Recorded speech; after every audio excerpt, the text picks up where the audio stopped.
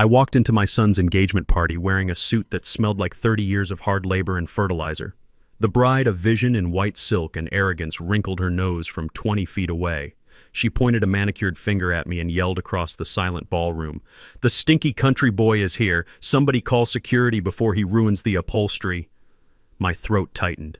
I felt the eyes of 100 wealthy strangers burning into my back. I turned to leave, ready to disappear back into the night and spare my son the embarrassment. But then my son Dion grabbed my arm. His grip was iron hard, his fingers digging into my bicep. He leaned in, his breath trembling against my ear, and whispered something that made my blood run cold. "Dad, do not leave. I found their tax records. They are framing me for federal fraud. I need a witness." I froze. I looked at my boy, then I looked at the bride. And in that moment, the old farmer died and the man who owns half the county woke up. Before I continue this story, please like this video and subscribe to the channel. Let me know in the comments where you are listening from. I want to know how far my story has traveled. My name is Otis King. To the world, and apparently to my son's new family, I am just a dirt-poor farmer from Alabama who smells like manure and barely knows how to sign his name. That is exactly what I wanted them to think. I stood outside the gilded doors of the Royal Sterling Hotel in downtown Chicago. The wind was whipping off the lake, cutting through the thin fabric of my polyester suit. It was a suit I had bought at a thrift store in 1995. It was 3 sizes too big in the shoulders and too short in the legs. I had spent the morning walking through my hog pen back home before driving 6 hours to the airport. I made sure the scent of the earth, the mud, and the livestock clung to me like a second skin. The valet, a young man who looked like he had never touched dirt in his life, sneered at my old truck as I pulled up. It is a rusted Ford F-150 with a door that is a different color than the body. I tossed him the keys. He held them with 2 fingers as if they were contaminated. "Keep it close, son," I said, playing up my southern drawl. "She gets cold easily." He did not answer. He just moved my truck behind a pillar, hiding it from the lineup of Bentleys and Porsches. I did not mind. In my pocket, I had a black card with a limit higher than the value of every car in that driveway combined. But wealth is quiet. It is poverty that is loud. And tonight, I intended to be very loud. I pushed open the heavy glass doors and stepped into the lobby. The air conditioning hit me first, smelling of lavender and money. Then came the stairs. The engagement party was on the penthouse floor. The elevator ride up was silent. A couple in evening wear squeezed into the corner, trying not to touch my sleeve. I saw the woman hold her breath. I just smiled at them, revealing a gold tooth I had gotten 40 years ago. When the doors opened, the noise of the party washed over me. Jazz music, the clinking of crystal glasses, the murmur of expensive conversations. It was a sea of black tuxedos and designer gowns, and there I was, a brown spot in a field of snow. I saw my son Dion across the room. He looked handsome but tired. He is 32, a brilliant architect, but lately his eyes have lost their light. He was holding a glass of champagne standing next to her, Tiffany St. Cloud. She was beautiful in the way a venomous snake is beautiful. Blonde hair perfectly coiffed, a dress that probably cost more than my truck, and a smile that looked like it was carved out of ice. She was laughing at something a guest said, throwing her head back. Then she smelled me. It wasn't just me, it was the calculated insult of my presence. The smell of the farm cut through the expensive perfume of the room. Heads turned. Conversations died. The jazz band seemed to falter for a second. Tiffany stopped laughing. Her eyes scanned the room, hunting for the source of the offense. They landed on me. Her face twisted. It wasn't confusion. It was pure, unadulterated disgust. She didn't lower her voice. She projected it. "The stinky country boy is here." She shouted it. She pointed. "Security!" She yelled again, snapping her fingers at a large man by the door. "Get this vagrant out of here. He is contaminating the air." The security guard took a step toward me. I stood my ground. I have faced wild boars in the thicket and storms that tore roofs off barns. A man in a rent-a-cop uniform was not going to move me. Dion looked up. He saw me. His face went pale. For a second I thought it was shame. I thought my boy was embarrassed of his old man. "Wait!" Dion shouted, rushing across the room. He moved faster than I had seen him move in years. He stepped between the guard and me. "Stop! That is my father." The room gasped. It was a collective intake of breath that sucked the air out of the ballroom. The whispers started immediately. "His father. That, but Dion is so polished." Tiffany marched over. Her heels clicked on the marble floor like gunshots. She looked from Dion to me and then let out a laugh that sounded like glass breaking. This is Otis. She looked me up and down, making a show of inspecting my muddy boots on her pristine white carpet. You told me your father was in agriculture, Dion. You didn't tell me he was the help. She turned to her friends, a group of women who looked like clones of her. Can you believe it? I thought he owned a vineyard or something. Look at him. He looks like he just crawled out of a compost heap. She waved a hand in front of her nose. Otis, is it? We have a service entrance for deliveries. If you want to say hello to Dion, you can wait in the kitchen. I will have the staff bring you some leftovers. The disrespect was so sharp it felt physical. I have been called many things in my 72 years. I grew up in the Deep South. I know what hate looks like.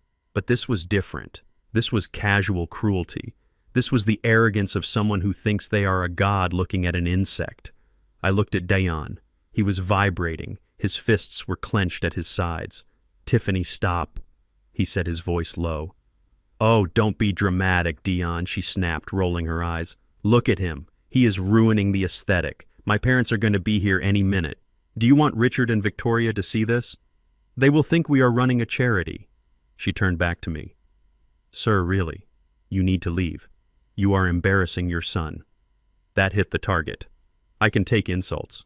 But the idea that I was hurting Dion, that I was the anchor dragging him down in this world he had tried so hard to enter, that hurt. I looked at Dion's face. He looked tormented. Sweat was beading on his forehead. I decided to end it. I would leave.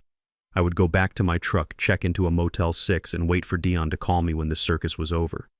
I had seen enough to know my son was marrying a monster, but I couldn't save him by making a scene. I apologize, ma'am, I said, keeping my head down, playing the part. I didn't mean to cause a fuss. I will just go. I turned my back on them. I heard Tiffany let out a sigh of relief. Finally, she muttered, "Someone bring some air freshener." I took one step toward the elevator. That was when Dion grabbed me. His hand clamped onto my forearm. It wasn't a gentle touch. It was desperate. He squeezed so hard I knew it would leave a bruise. I stopped and looked at him.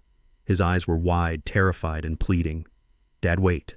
Dion let him go, Tiffany hissed.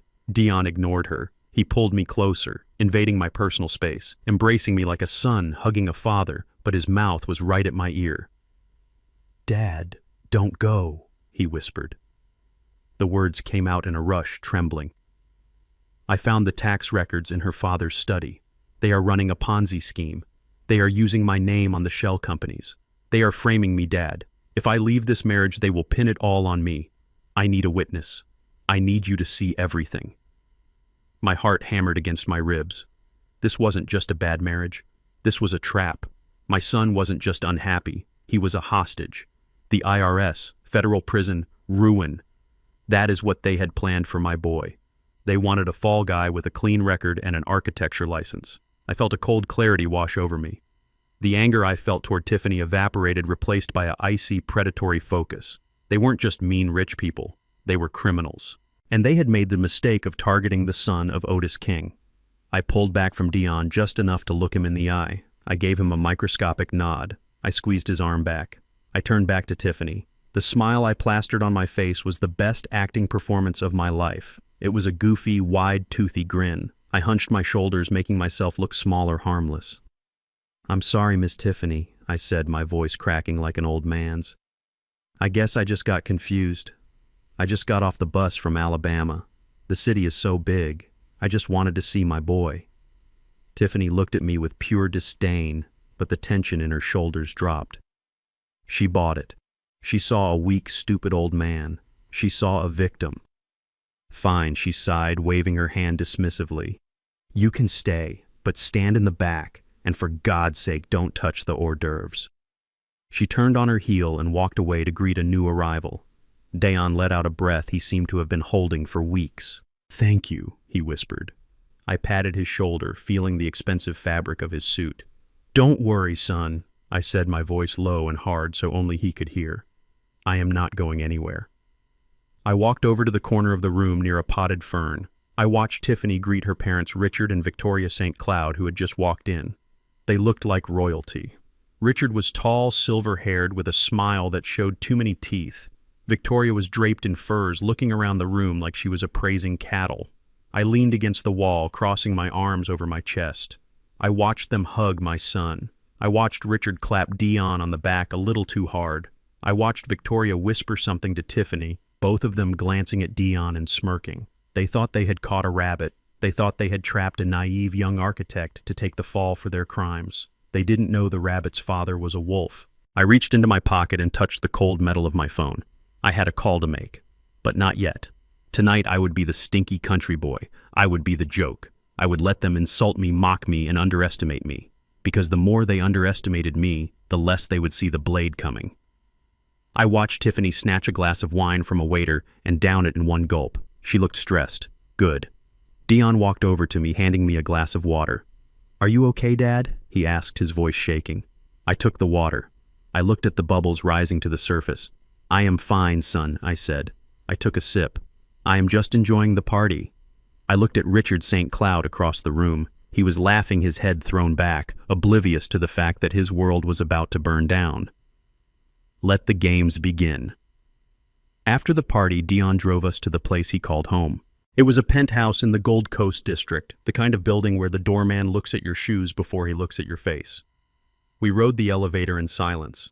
Dion looked like a man marching to the gallows. When the doors slid open, I stepped onto marble floors that shone like a frozen lake. The walls were glass looking out over the city lights. It smelled of money and bleach. Tiffany walked in first, kicking off her heels. She turned to me, her eyes narrowing as she looked at my boots. "Do not take another step," she commanded. "You will track mud onto my Persian rug. That rug costs $12,000. I looked down at my boots. They were clean enough, but to her I was contamination walking. I took them off, leaving them by the door. "Dion," she said, not looking at him. "Put him in the maid's room." Dion flinched. "Tiffany, the guest room is ready." "No," she snapped. "The guest room has the Egyptian silk sheets my mother imported. I am not having him ruin them with his scent. The maid's room is fine. It has a cot. He is used to sleeping in barns, aren't you, Otis?" She looked at me with a smirk. I gave her my best toothless grin. "That is fine, ma'am," I said, bowing my head. "A cot is a luxury for me. Back home sometimes I just sleep in the truck." She made a noise of disgust and walked away. Dion led me to a small room behind the kitchen. It was barely a closet with a single window facing a brick wall. "Dad, I am so sorry," Dion whispered, his voice thick with shame. She is just stressed about the wedding." "It is okay, son," I said, patting his hand. "Go to sleep. We have a big day tomorrow." I didn't sleep. I lay on the narrow mattress listening to the hum of the city. I thought about the 2,000 acres of timberland I owned in Alabama. I thought about the oil rights I had leased out last year. I could buy this entire building with a single wire transfer, but right now I was just a stinky country boy in a maid's room. And that was exactly where I needed to be to see the rot in the foundation. I woke up at 4 in the morning. Old habits die hard. The penthouse was silent. I walked into the kitchen, careful not to make a sound.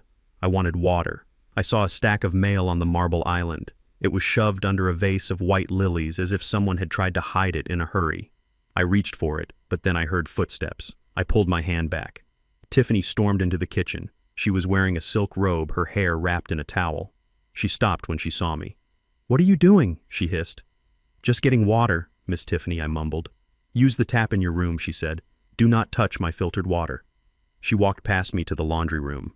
I saw my canvas bag sitting on the floor. It held my only change of clothes, a pair of overalls and a flannel shirt. She picked up the bag with 2 fingers like it was a dead rat. She opened the washing machine. I saw what was inside. The rubber floor mats from the entryway, the ones people wiped their muddy shoes on. She tossed my clothes in with the mats. "You need to be sanitized," she muttered. "I can smell the pigs from here." She poured in half a bottle of bleach and started the cycle. My clothes were going to be ruined, shredded and bleached. I said nothing. I just stood there hunched over, watching my dignity spin in soapy water. She pulled out her phone and dialed a number. She put it on speaker as she poured herself coffee. She didn't care if I heard. To her, I was furniture. "Hey girl," she said, her voice changing instantly to a bright fake chirp. "Oh my God, you have no idea. The engagement party was a disaster." Yes, he showed up. The father. He looks like a garden gnome that someone dressed in a Goodwill suit. It is a genetic tragedy. I honestly do not know how Dion came out of that gene pool. He is a total burden. I am going to have to fumigate the apartment when he leaves." She laughed. It was a cruel, sharp sound. I stood by the counter, my hands clasped in front of me. I saw a speck of dust on the pristine white floor. It must have fallen from my sock. Tiffany hung up the phone and spun around. Her eyes zeroed in on the speck. "What is that?" she shrieked. She pointed at the floor. "You are shedding dirt everywhere. Look at that. You are filthy." I looked at the tiny gray fleck. It was nothing. "Clean it up," she ordered. I looked at her. Now she yelled. Slowly, painfully, I got down on my knees. My joints popped. I grabbed a paper towel. I wiped the spot. While I was down there at eye level with the bottom shelf of the kitchen island, I saw it. She had shoved a stack of magazines onto the lower shelf. But sticking out from under the latest issue of Vogue was a corner of a red envelope. I knew that color. It was the color of urgency, the color of debt collectors. I scrubbed the floor, moving my hand closer to the shelf. Tiffany was busy fixing her coffee, her back to me. I slid the magazine aside just an inch. There they were, a pile of them. Final notice, past due, foreclosure warning, IRS audit notification. The names on the envelopes weren't just hers. They were Richard and Victoria St. Cloud. And there was one addressed to Dion King, but the address was a P.O. box I didn't recognize. My heart hammered against the floorboards. They were redirecting Dion's mail. They were hiding debt in his name. I memorized the return addresses. I memorized the amounts visible through the envelope windows. Tens of thousands, maybe hundreds. "Are you done yet?" Tiffany snapped, turning around. "Yes, ma'am," I said, pushing the magazine back with my thumb. "All clean." I struggled to my feet. My knees ached, but my mind was racing. This wasn't just a lifestyle they couldn't afford. This was a house of cards, and they were using my son as the glue to hold it together. "Get out of my sight," she said. "Go back to your hole. My parents are coming for breakfast, and I do not want you ruining their appetite." I shuffled back to the maid's room. I closed the door and sat on the cot. I pulled out my burner phone, the one Dion didn't know about. I sent a text to Marcus, my private investigator. Check P.O. Box 452 in Chicago. Check foreclosure listings for Richard St. Cloud. I need it by noon. I waited. An hour later, I heard the front door chime. Voices filled the hallway. Richard and Victoria. I cracked my door open just a sliver. "Darling, you look exhausted," Victoria cooed. "It is him," Tiffany complained. "The old man. He is suffocating me." Richard laughed. It was a deep, booming sound. "Patience, sweetheart. Patience." "Where is the boy Dion left for the office early?" Tiffany said. "He is trying to get that loan approved for the new project." "Good," Richard said. His voice dropped lower. I strained to hear. "Did you talk to him about the farm?" I held my breath.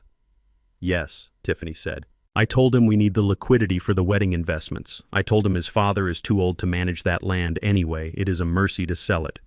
And Victoria asked. "He is hesitant." Tiffany sighed. "He says it is family land. He says the old man loves that dirt." Richard scoffed.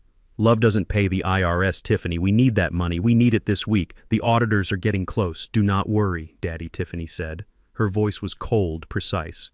"I have him wrapped around my finger. He feels guilty about his father embarrassing me last night. I will use that. I will make him think selling the farm is the only way to make it up to me." I leaned my forehead against the doorframe. They were going to sell my home, my 2,000 acres, the land my grandfather bought with blood and sweat. They were going to turn it into cash to cover their crimes. "Don't worry," Tiffany continued. "That idiot Dion will sell his dad's trashy farm. He will sign whatever I put in front of him. And once the debts are paid, well, we can decide what to do with him then. Maybe we keep him around for tax purposes." Victoria giggled. I closed the door silently. I sat back down on the cot. My hands were not shaking anymore. They called my son an idiot. They called my home trash. I looked at my reflection in the small dirty mirror on the wall. I saw an old man in a flannel shirt, but inside I was burning. They wanted the farm fine. I would give them the farm. I would give them a harvest they would never forget. I waited until I heard them move into the dining room. I heard the clinking of silverware. I stood up. I straightened my spine. I walked out of the maid's room. I didn't go to the dining room. I went to the front door. I grabbed my boots. I put them on. I walked out of the penthouse. I took the elevator down to the lobby. I walked past the doorman. I got into my rusted Ford truck. I picked up my phone and dialed Dion. "Son," I said when he answered. "Dad, where are you?" "I am going to get some air," I said. "Listen to me. Do not sign anything. Not today. Tell them you are working on it. Tell them I am considering it." "Dad, what are you doing?" "I am going to meet an investor. I lied." "Just hold the line, son." I hung up. I drove my truck into the Chicago traffic. I wasn't going to a Motel 6. I was going to the office of the biggest shark in the city. A man who owed me a favor from 20 years ago. It was time to buy some debt. The stinky country boy was about to go shopping. The next time I saw Tiffany St. Cloud, I wouldn't be holding a mop. I would be holding the deed to her life, and I would make sure she scrubbed every inch of it. But first, I had a dinner to attend. A dinner where the main course would be humiliation. I checked my watch. Let them enjoy their breakfast. It would be the last peaceful meal they ever ate. I merged onto the highway, the engine of my old truck roaring like a beast waking up from a long hibernation. Chicago didn't know what hit it. Otis King was in town, and he was done playing nice. I walked into Le Jardin, a place where the water probably cost more than a gallon of gas back home. Dion was already there, sweating in his expensive suit, looking like a man facing a firing squad. Tiffany sat next to him, scrolling on her phone with a look of utter boredom, as if the world existed solely to entertain her and was failing miserably. Then the St. Clouds walked in, Richard and Victoria. They moved through the restaurant like they owned the oxygen we were breathing. Richard wore a suit that looked sharp from a distance but had cheap stitching if you knew where to look. Victoria was dripping in gold, or at least yellow metal that shone under the dim lights. They sat down without looking at me. To them, I was a stain on the tablecloth, something the staff had forgotten to bleach out. The waiter brought menus. I held mine upside down for a few seconds, just long enough to see Tiffany roll her eyes and sigh loudly. So Richard started not bothering with a hello. He picked up his steak knife, testing the edge with his thumb. "Dion tells me you are a farmer, Otis. Is that right?" "Yes, sir," I said, my voice shaky and thin. "Just a small patch of dirt down in Alabama." Richard laughed. It was a wet, ugly sound that made my skin crawl. A farmer in the 21st century. I didn't know people still did that. "What do you grow cotton?" The table went silent. The racism wasn't even veiled. It was sitting right there on the centerpiece. Dion's hand clenched into a fist on the white tablecloth, his knuckles turning white. "Actually, Mr. St. Cloud," Dion started, his voice hard and low. I kicked him under the table. Hard. Right in the shin with the toe of my work boot. Dion flinched and looked at me, eyes wide with shock. I widened my eyes slightly back at him. "Shut up. Let him talk. Let him dig." I looked down at my empty plate, hunching my shoulders. "Well, sir, used to be cotton way back. Now it is mostly just trees.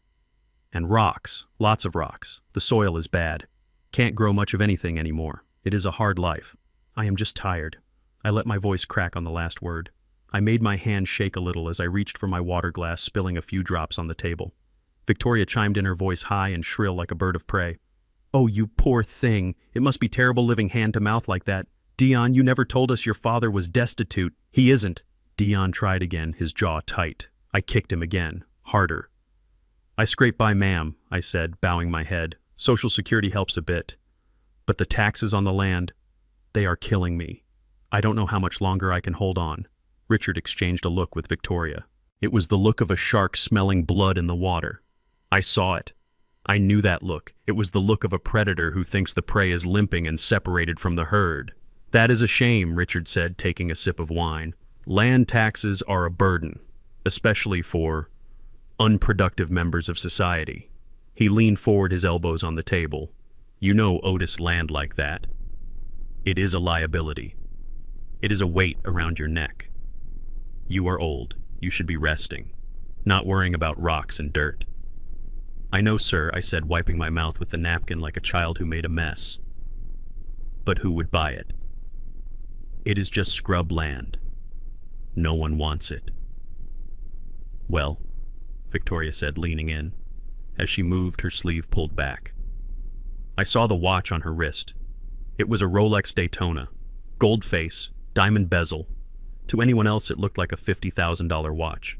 But I have been collecting antique timepieces for 40 years. I have a Patek Philippe in my safe back home that is worth more than this entire restaurant. I know watches, I know the weight, the shine, and the movement. I looked closer. The second hand ticked, tick, tick, tick. Real Rolexes sweep. They glide. They don't tick. It was a fake. A Canal Street knockoff. Good enough to fool a layman, but not Otis King. That tick confirmed everything Dion had told me. They weren't just mean. They were broke. They were frauds wearing costumes paid for with credit cards they couldn't pay off. I hid a smile behind my water glass. Got you. Actually, Otis Victoria said, her eyes gleaming with false sympathy. We might be able to help you. Richard has connections. We know people who invest in distressed properties. For charity mostly. Tax write-offs. Charity. I asked, widening my eyes like a fool, seeing a magic trick. You mean someone might pay money for my old dirt? It is possible, Richard said, waving his hand magnanimously. I have a friend. Very wealthy. He likes to help simple people. He buys useless land just to help the owners retire. He is a saint, really. Oh my, I said. That sounds wonderful. I could make a call, Richard said. Tonight, I could pull some strings, if you are willing to sell, of course, to get that burden off your back. I don't know, I said, acting hesitant, rubbing the back of my neck. It has been in the family a long time. Think about Dion. Tiffany snapped. She hadn't eaten a bite. She was just watching me with disgust, like I was a cockroach that had crawled onto her plate. Think about your son. Do you want him to have to pay your debts when you die? Do you want to burden him with your failure? Tiffany. Dion shouted, half rising from his chair. It is okay, son, I said, my voice trembling. She is right. I don't want to be a burden. I looked at Richard. How much do you think this friend would give me? Richard pretended to think. He looked at the ceiling. He swirled his wine. He pursed his lips. Well, he said, for scrubland in Alabama, maybe 40,000, 50,000 if I really push him. That is a lot of money for someone like you, Otis. You could live out your days in a nice facility, get good care, stop working. $50,000. My land sits on top of a natural gas reserve I discovered 10 years ago. The timber alone is worth $3 million. The mineral rights, probably $20 million. And he was offering me $50,000. He wasn't just trying to steal from me. He was trying to rob my son of his inheritance. He was trying to steal my grandchildren's future. He was trying to take the legacy my grandfather bled for and trade it for a fake Rolex. I looked at his fake suit. I looked at Victoria's ticking watch. I looked at Tiffany's cruel face. And I looked at Dion, who looked like he was about to flip the table and strangle his future father-in-law. I put my hand on Dion's arm. I squeezed it, grounding him. 50,000, I whispered, like it was a fortune. Lord have mercy, I have never seen that much money in one place. Richard smiled. It was the smile of the devil sealing a deal at the crossroads. I will call him, Richard said. We can have the papers drawn up tomorrow. Fast. Cash. No banks. No hassle. Just relief. You would do that for me, I asked.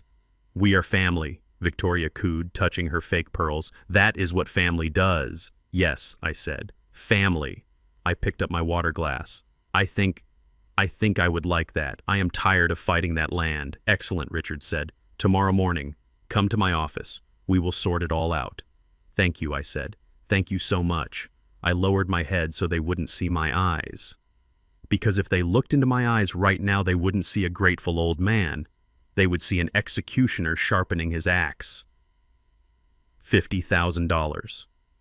Tomorrow I was going to his office, but I wasn't going to sign a deed. I was going to sign his death warrant. Dinner was served. I cut my steak. It was rare. Bloody. Just how I like it.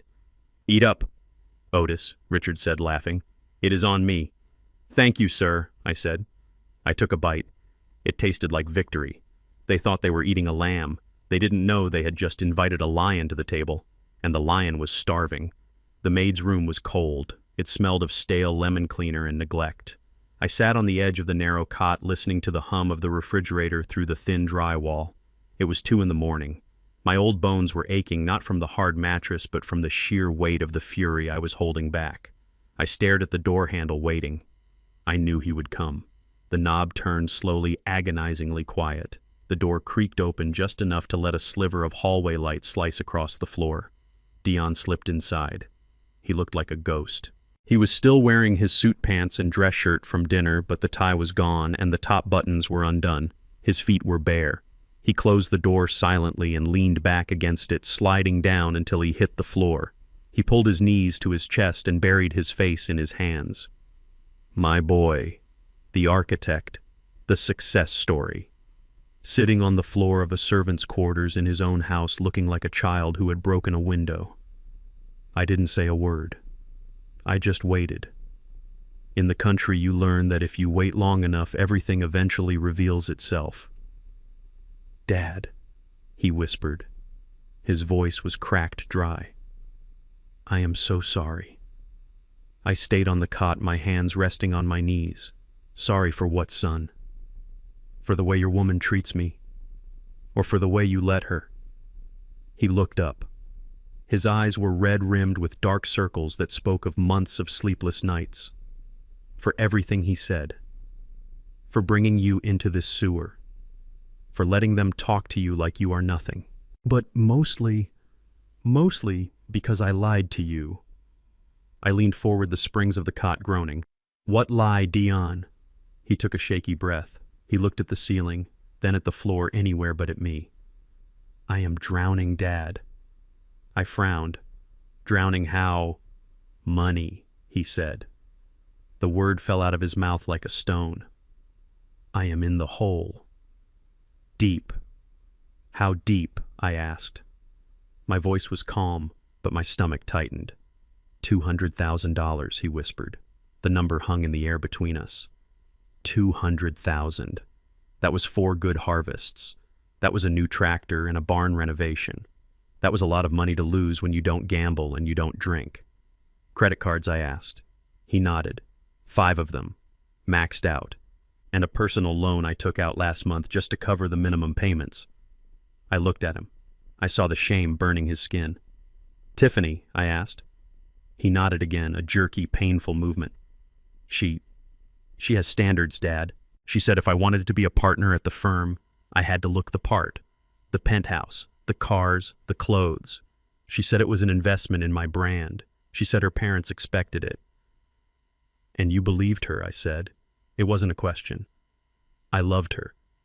He said, his voice breaking. I thought she was pushing me to be better, to be elite. But it was never enough. Every time I got a raise, the expenses doubled. The wedding alone. Dad, the flowers cost $30,000. $30,000. He laughed, a wet, hysterical sound. I am paying $30,000 for flowers that will die in 6 hours, and I can't even afford to fix the brakes on my car. I stood up. The room was too small for this much stupidity. I walked over to the window and looked at the brick wall outside. Why didn't you tell me? I asked. He looked at his hands. Because I was ashamed. You worked your whole life on that farm. You saved every penny. You sent me to school so I wouldn't have to struggle. If I told you I blew it all on designer bags and champagne, I couldn't face you. I turned back to him. Is that all of it? Is it just debt? Dion went still. He looked at the door, making sure it was locked. Then he crawled closer to me, lowering his voice to a terrified whisper. No, he said. That is not all. He reached into his pocket and pulled out a folded piece of paper. It looked like a photocopy. He handed it to me. I took it to the sliver of light coming from the window. It was a tax document, but not Dion's. It was Richard St. Cloud's. I found this in Richard's home office last week, Dion said. I was looking for a stapler. It was in the wrong file. Dad, look at line 42. I squinted. The numbers didn't make sense. Income reported was in the millions. Taxes paid were 0. But then I looked closer at the deductions. Shell companies, offshore accounts, losses carried forward from businesses that didn't exist. They are broke, Dad, Dion whispered. Richard and Victoria, they have been broke for years. They are running a classic Ponzi scheme. They take money from new investors to pay the old ones. They are robbing Peter to pay Paul, and they are running out of Peters. I lowered the paper. The pieces were falling into place. The fake Rolex. The desperation to sell my land for quick cash. And where do you fit in? I asked. Dion looked up at me, tears streaming down his face. I am the fresh meat, he said. They are under audit. The IRS is circling them. They can't take out any more loans in their names. Their credit is frozen. They need a clean skin. They need someone with a perfect credit score, a prestigious job, and no criminal record. He pointed at his own chest. Me. They want me to marry Tiffany so they can merge our assets. They want to put my name on the new shell companies. They want me to sign the loans to pay off their auditors. They are going to wash their dirty money through my clean accounts. I felt a cold rage settle in my gut. It was heavier than the anger I felt at the party. This was different. This was war. They weren't just using my son for money. They were setting him up to take the fall. When the house of cards collapsed, Richard and Victoria would be on a plane to the Caymans and my son would be in a federal cell. "Did you sign anything yet?" I asked, my voice sharp. "No," Dion said. "They tried. Yesterday. They put a stack of papers in front of me. Said it was for the wedding trust. I told them I needed to read it first. Tiffany went crazy. She screamed that I didn't trust her. She threatened to call off the wedding. I knelt down on the floor in front of my son. I grabbed his shoulders. "Listen to me, Dion. You listen to me good. You are not going to sign a damn thing, not a napkin, not a birthday card, nothing. I know Dad." He sobbed. "But I am trapped. If I leave now..." "Tiffany knows about my credit card debt. She threatened to tell my firm. She said she would tell the partners I am financially unstable. I could lose my license, Dad. I could lose my job. I would be ruined." I looked into his eyes. I saw the fear of a man who thinks his life is over before it has even begun. "Son," I said softly, "you are not ruined. You are just waking up." I stood up and pulled him to his feet. He swayed a little. "I have money." "Dad," I lied. "I have savings. I can pay the credit cards. I can fix this." "No," I said. I cut him off. "You are not going to pay a dime." He looked confused. "But the interest?" "Let it burn," I said. I walked over to my canvas bag and pulled out a flask of whiskey I kept for toothaches. I took a swig and handed it to him. "Drink." He took a sip and coughed. "Here is what we are going to do," I said. "You are going to go to work tomorrow. You are going to smile. You are going to act like a man who is beaten. You are going to tell Tiffany that you are sorry. You are going to tell Richard that you are ready to be part of the family." Dion stared at me. "Dad, are you crazy? I can't marry her." "I didn't say you were going to marry her," I said. "I said you are going to act." I poked him in the chest. "If you run now, they will destroy you. They will release the information about your debts. They will sue you for breach of promise. They will burn your reputation to the ground just out of spite." "So what do I do?" he asked, his voice trembling. "You let them think they have won," I said. "You let them think the trap has snapped shut. A predator is most vulnerable when he thinks the prey is dead in his mouth. That is when he stops looking around." I stepped closer to him. "Tomorrow morning, I am going to Richard's office. I am going to act like a scared, stupid old farmer who is desperate for $50,000. I am going to sign his papers." "Dad," No, Dion cried. "That land is everything." "Hush," I snapped. "It is just paper, son, and paper can be a weapon if you know how to fold it. I am going to give them exactly what they want. I am going to give them rope, miles of it, enough to hang themselves and their whole rotten family tree." Dion looked at me. For the first time in years, he didn't see the embarrassing old man in the cheap suit. He saw his father. He saw the man who could track a deer for 3 days without sleeping. "You have a plan?" he asked. "I always have a plan," I said. "But you have to trust me. You have to be strong. Can you do that? Can you look that woman in the eye and lie to her?" Dion took a deep breath. He wiped his face with his sleeve. He straightened his back. "She called you Stinky," he said, his jaw tightening. "She made you sleep in the maid's room." "Yes," I said. "I can lie to her," Dion said. "I can lie to her all day long." "Good," I said. "Now go back to your room. Slip into bed next to that viper. Do not sleep. Just watch her breathe. And remember, she isn't your fiancée anymore. She is the enemy." Dion nodded. He hugged me again tight. "I love you, Dad. I love you too, son. Now go." He slipped out of the room, closing the door softly. I waited until his footsteps faded down the hall. Then I sat back down on the cot. I wasn't tired anymore. I felt energized. The adrenaline of the hunt was pumping through my veins. I reached into the secret lining of my canvas bag and pulled out a satellite phone. It was an old model, rugged and heavy. I didn't trust smartphones for this kind of work. I dialed a number I hadn't called in 5 years. It rang twice. "Yeah," a voice answered. It was gravelly and sharp. "Marcus," I said. "It is Otis." There was a pause on the line, then a low whistle. "Otis King. I thought you were retired. Or dead." "Not yet," I said. "I need a favor. And I am cashing in the big one." "Name it," Marcus said. "I need a deep dive," I said. "The St. Cloud family, Chicago. Richard, Victoria, and the daughter Tiffany." "What are we looking for?" Marcus asked. "Everything I said. I want their bank accounts, their shell companies, their offshore holdings. I want to know who they owe money to. I want to know about every lawsuit, every settlement, every parking ticket. I want the autopsy of their lives, Marcus. I want to know what they eat for breakfast and who they are sleeping with."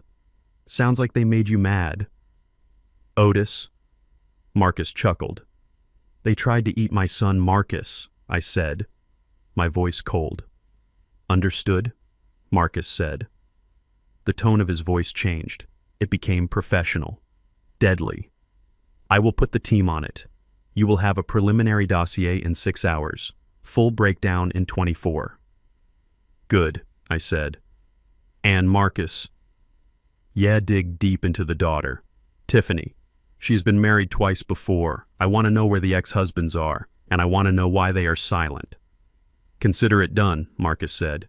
"Welcome back to the mud, Otis." I hung up the phone. I lay back on the cot, staring at the ceiling. Tomorrow I would walk into the lion's den. I would shuffle my feet. I would stutter. I would sign their papers with a shaking hand. And while they were celebrating their victory, while they were counting their chickens before they hatched, I would be tightening the noose. They wanted the stinky country boy. They were going to get him. And the stench of their own ruin would follow them for the rest of their lives. The address Richard St. Cloud gave me was in a glass tower that scratched the belly of the sky. It was the kind of building where the air conditioning hummed like a hive of bees and the windows didn't open. I parked my rusted truck 3 blocks away between a dumpster and a fire hydrant and walked the rest of the distance. I hunched my shoulders, dragging my left leg just a little, practicing the limp of a man beaten down by years of bad harvests. When I stepped off the elevator onto the 42nd floor, the smell hit me first. It wasn't the smell of money. It was the smell of fresh paint and desperation. The sign on the glass door said St. Cloud Global Investments in gold vinyl letters that were peeling slightly at the corners. I pushed the door open and walked into a scene that looked like it had been set up by a high school drama club. There were 3 people in the waiting area. A young woman at the reception desk was typing furiously on a computer that I noticed wasn't even plugged into the wall. A man in a suit was pacing back and forth, shouting numbers into a phone, but the screen was dark. It was a stage. A pop-up office designed to look busy, successful, and intimidating. I had seen scarecrows with more life in them. The receptionist looked up. She was chewing gum, popping it loudly. She looked me up and down, her eyes lingering on the mud stains I had carefully applied to my trousers that morning. "Can I help you?" she asked, her voice bored. "I am here to see Mr. Richard," I said, clutching my old hat in my hands. "He said he was going to buy my farm." She didn't check a schedule. She didn't call back. She just pointed a long acrylic fingernail toward a double door at the end of the hall. "He is expecting you. Go on back." I shuffled down the hallway. The carpet was thin. I could hear the echo of my boots on the concrete underneath. I opened the double doors. Richard was sitting behind a desk that was too big for the room. It was made of mahogany veneer, not solid wood. I could see a chip on the corner where the particle board showed through. Behind him, a window looked out over the city, but the blinds were half closed, hiding the view. Otis Richard boomed, standing up and spreading his arms wide. Come in. Welcome to the Nerve Center." He walked around the desk and clapped me on the shoulder. He smelled of stale tobacco and mints. "Thank you, sir," I mumbled, looking at the floor. "It sure is a long way up." My ears popped in the elevator. Richard laughed. It was that same wet, ugly sound from dinner. "That is the sound of rising in the world, Otis. Get used to it. Have a seat." I sat in a leather chair that hissed as I sank into it. It was low, putting me at eye level with the edge of Richard's desk.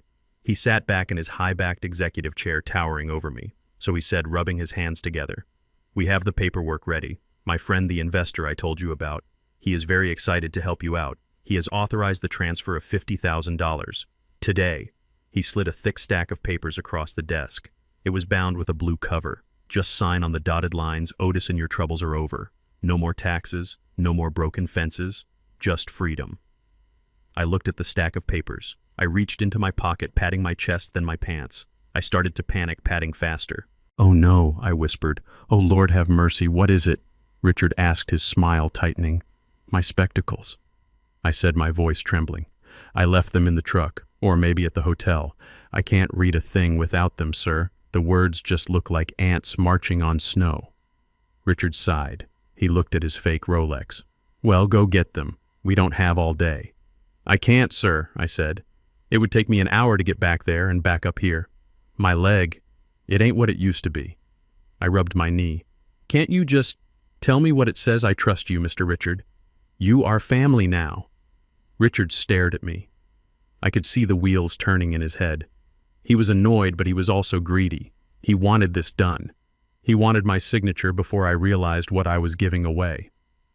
"Fine," he snapped.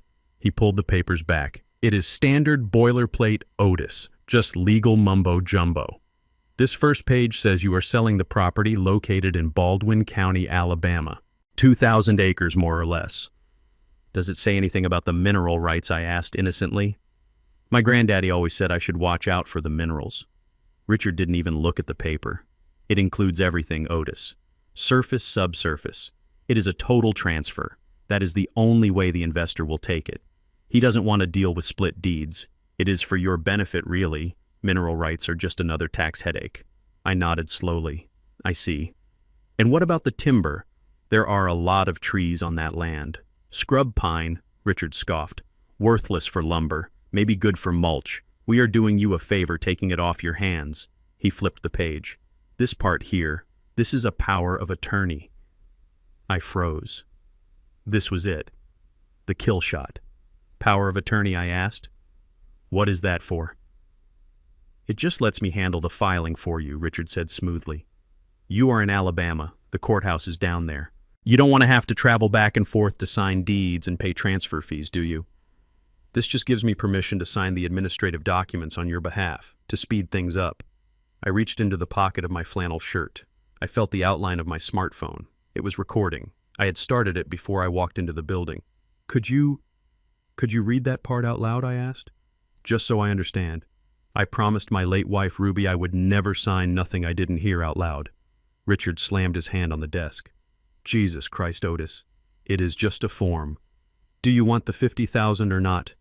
I shrank back into the chair, making myself small. "I am sorry, sir. I didn't mean to upset you. I want to do it right." Richard took a deep breath. He forced a smile back onto his face. It looked painful. Okay, Otis. I will read it." He picked up the document and began to read.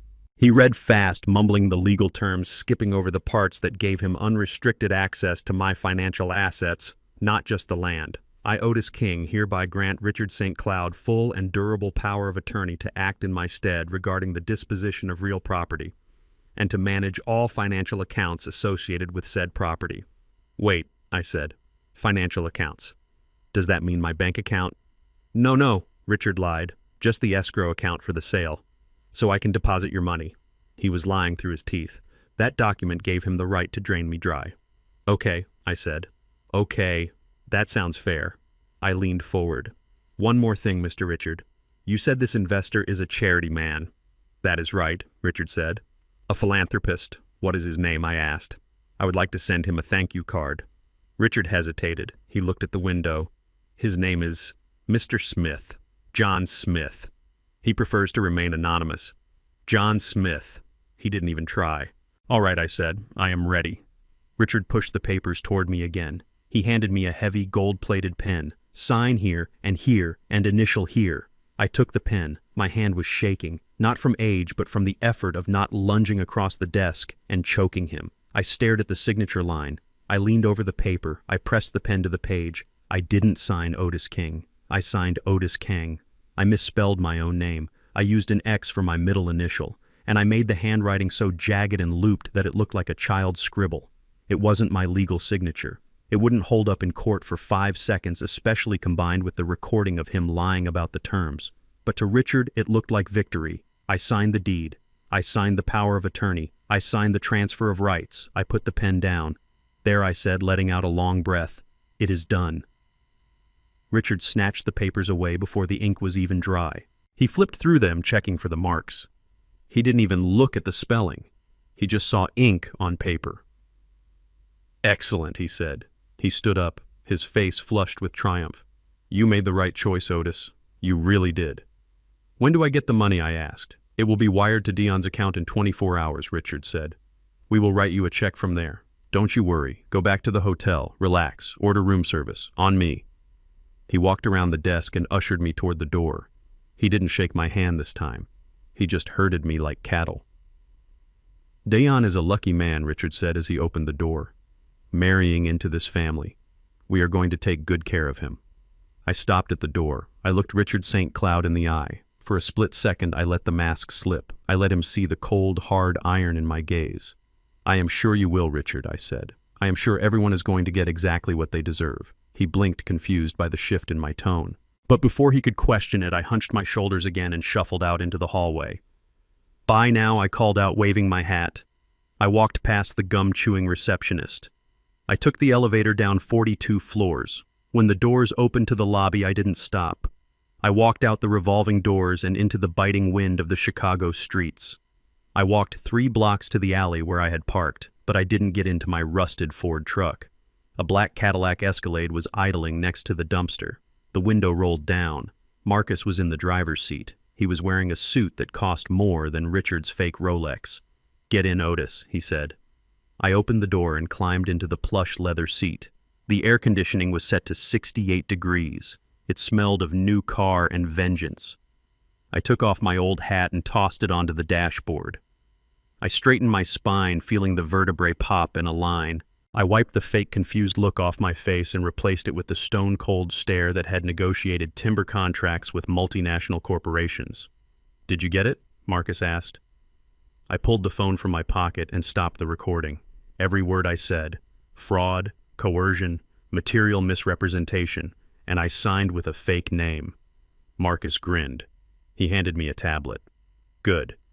Because while you were playing the fool, I was busy. I found the shell companies. Richard St. Cloud doesn't own that building. He is 3 months behind on the rent for that office. The staff actors from a temp agency, and that investor, John Smith. It is a bank account in the Cayman Islands registered to Tiffany St. Cloud." I looked at the tablet. The numbers were all there. The transfers, the debts, the lies. They were going to sell my land to themselves for $50,000, flip the timber rights to a Chinese conglomerate for $4 million, and use the cash to pay off the sharks who were threatening to break Richard's legs. "Drive," I said. "Where to?" Marcus asked. "The bridal shop," I said. "My son's fiancée is trying on dresses. I think she needs someone to carry her bags."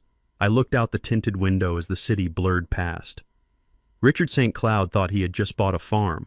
He was about to find out he had just bought a cemetery, and he was the only tenant. The black Escalade dropped me off around the corner from the Magnificent Mile. Marcus handed me a fresh paper bag from a burger joint.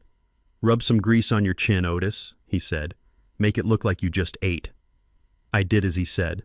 I stepped out of the luxury SUV and hunched my back instantly, transforming from a timber tycoon back into the confused elderly liability Tiffany St. Cloud thought I was. I walked to the bridal boutique where she had ordered me to meet her. It wasn't a request, it was a summons. She was waiting outside, tapping her foot, checking her watch every 3 seconds.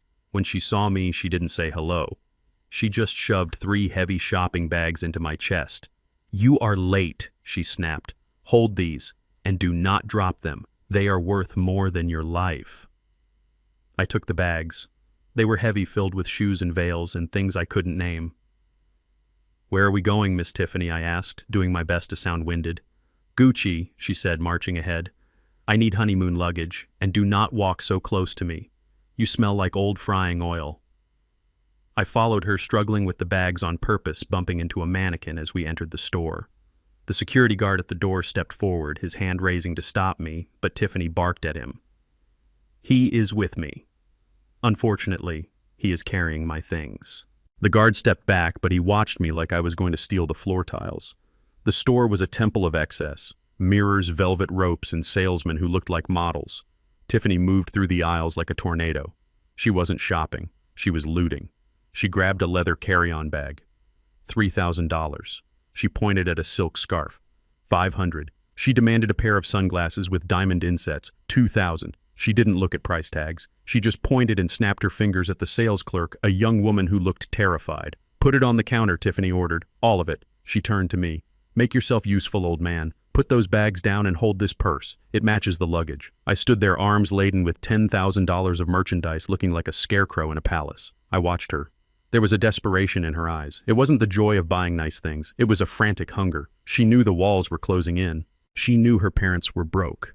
She was trying to convert my son's credit into tangible assets before the whole house of cards collapsed.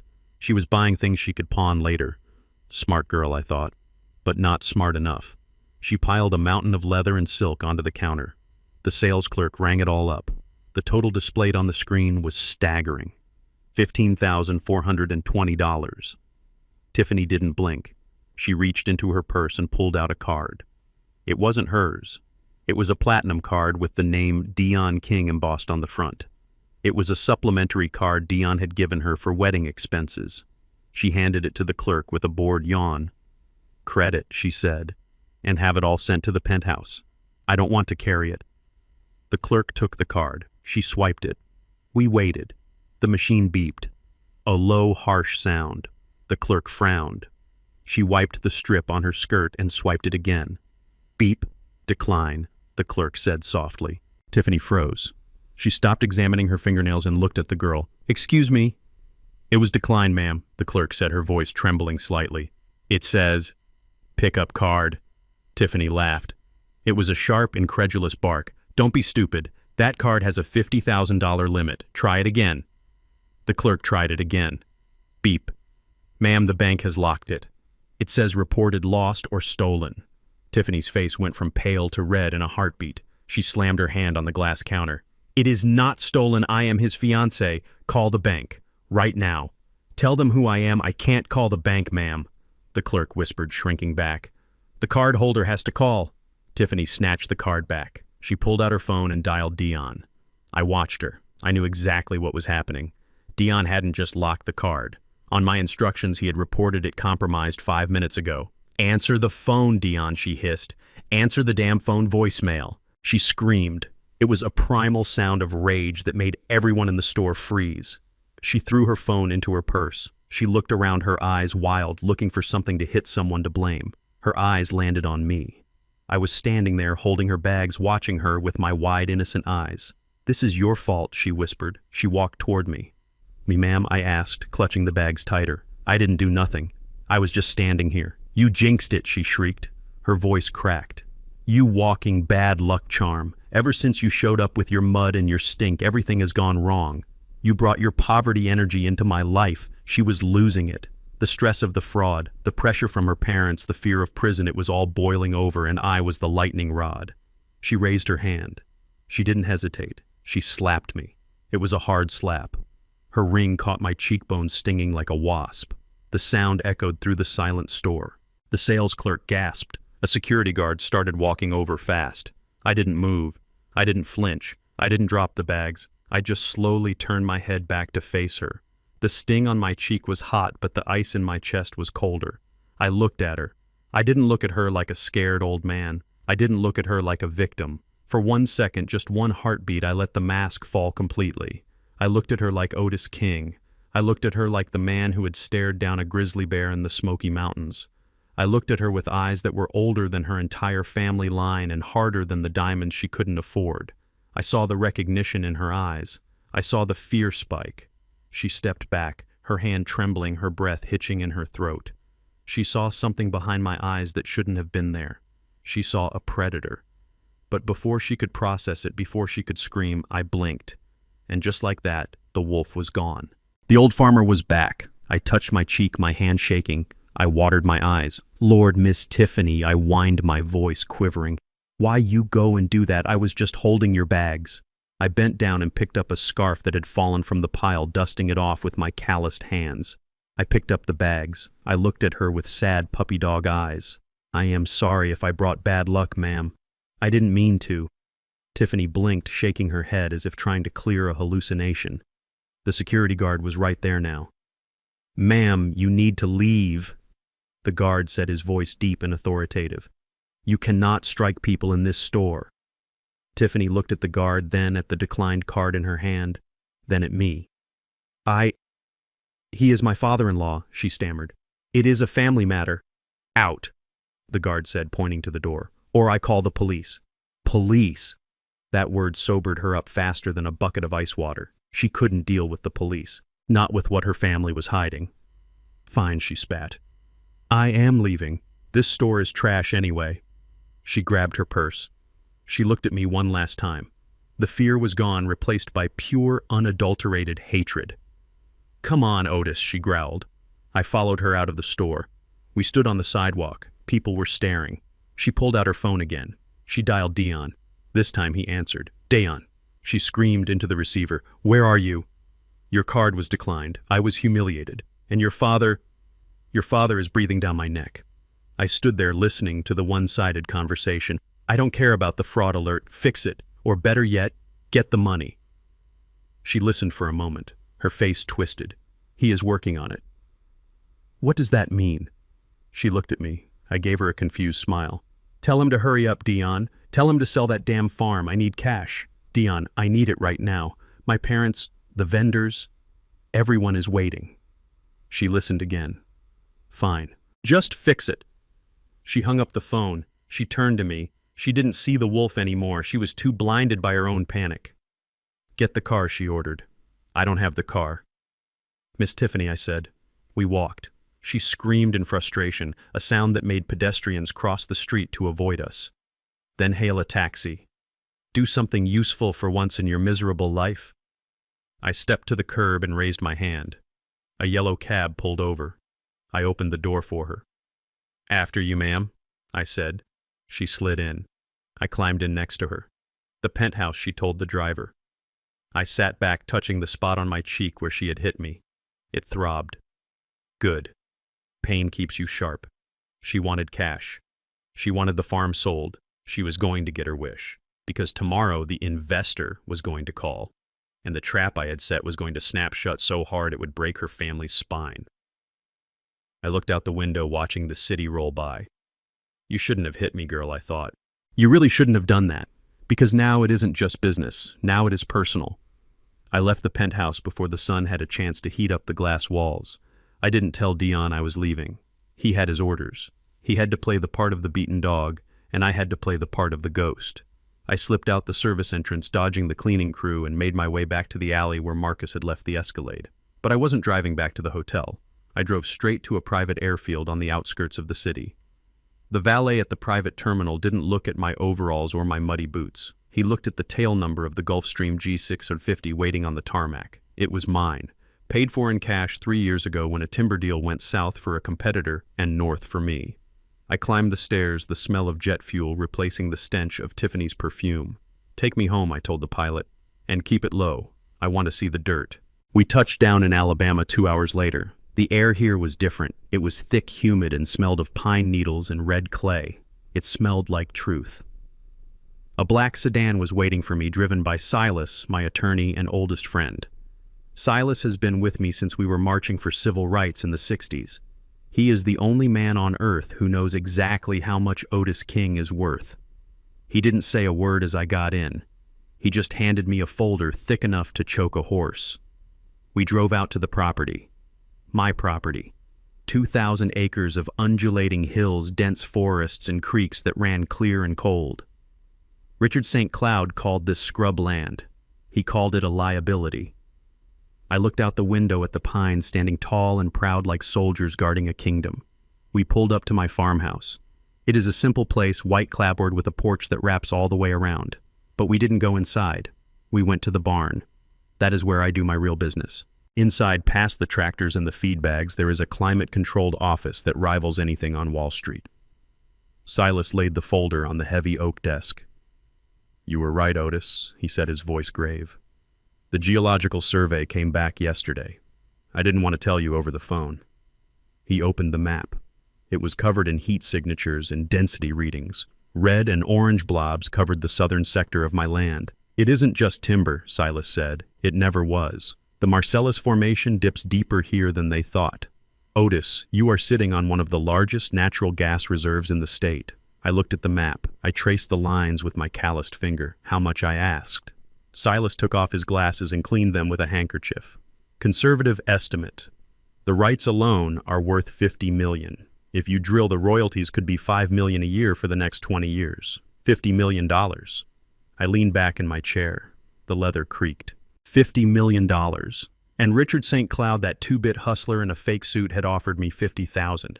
He didn't just want to steal my land. He wanted to steal a dynasty. He wanted to take the legacy I built for my son and use it to pay for his wife's plastic surgery and his daughter's ego.